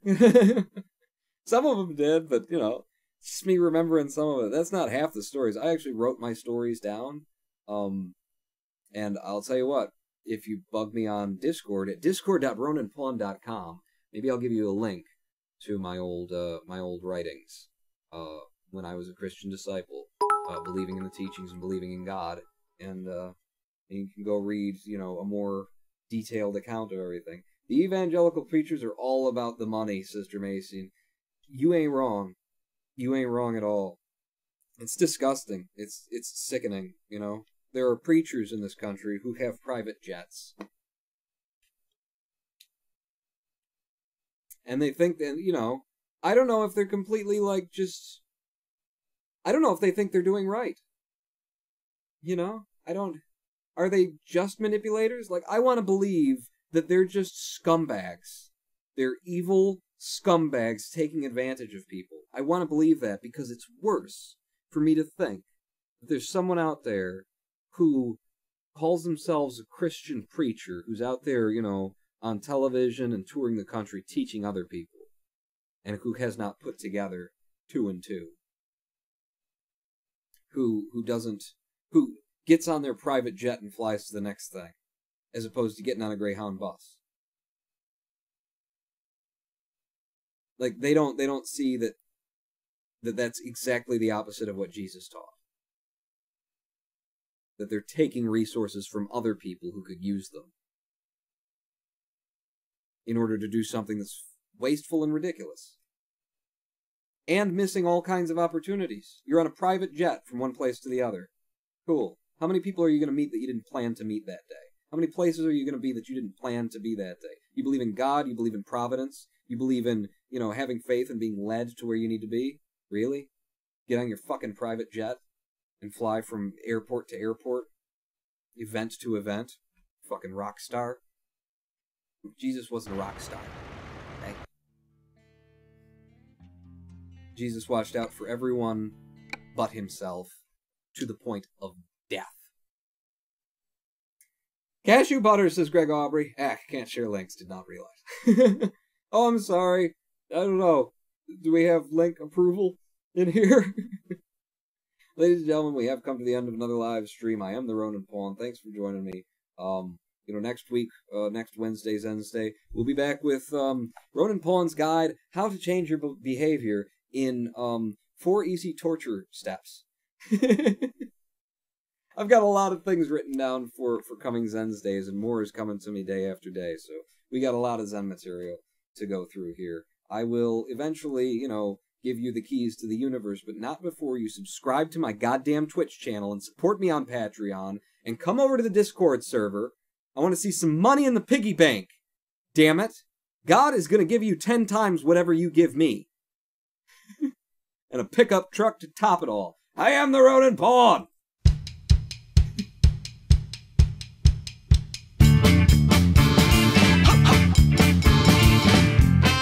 Join me back here 2 days from now, Friday, 4 p.m. Eastern, to play another game.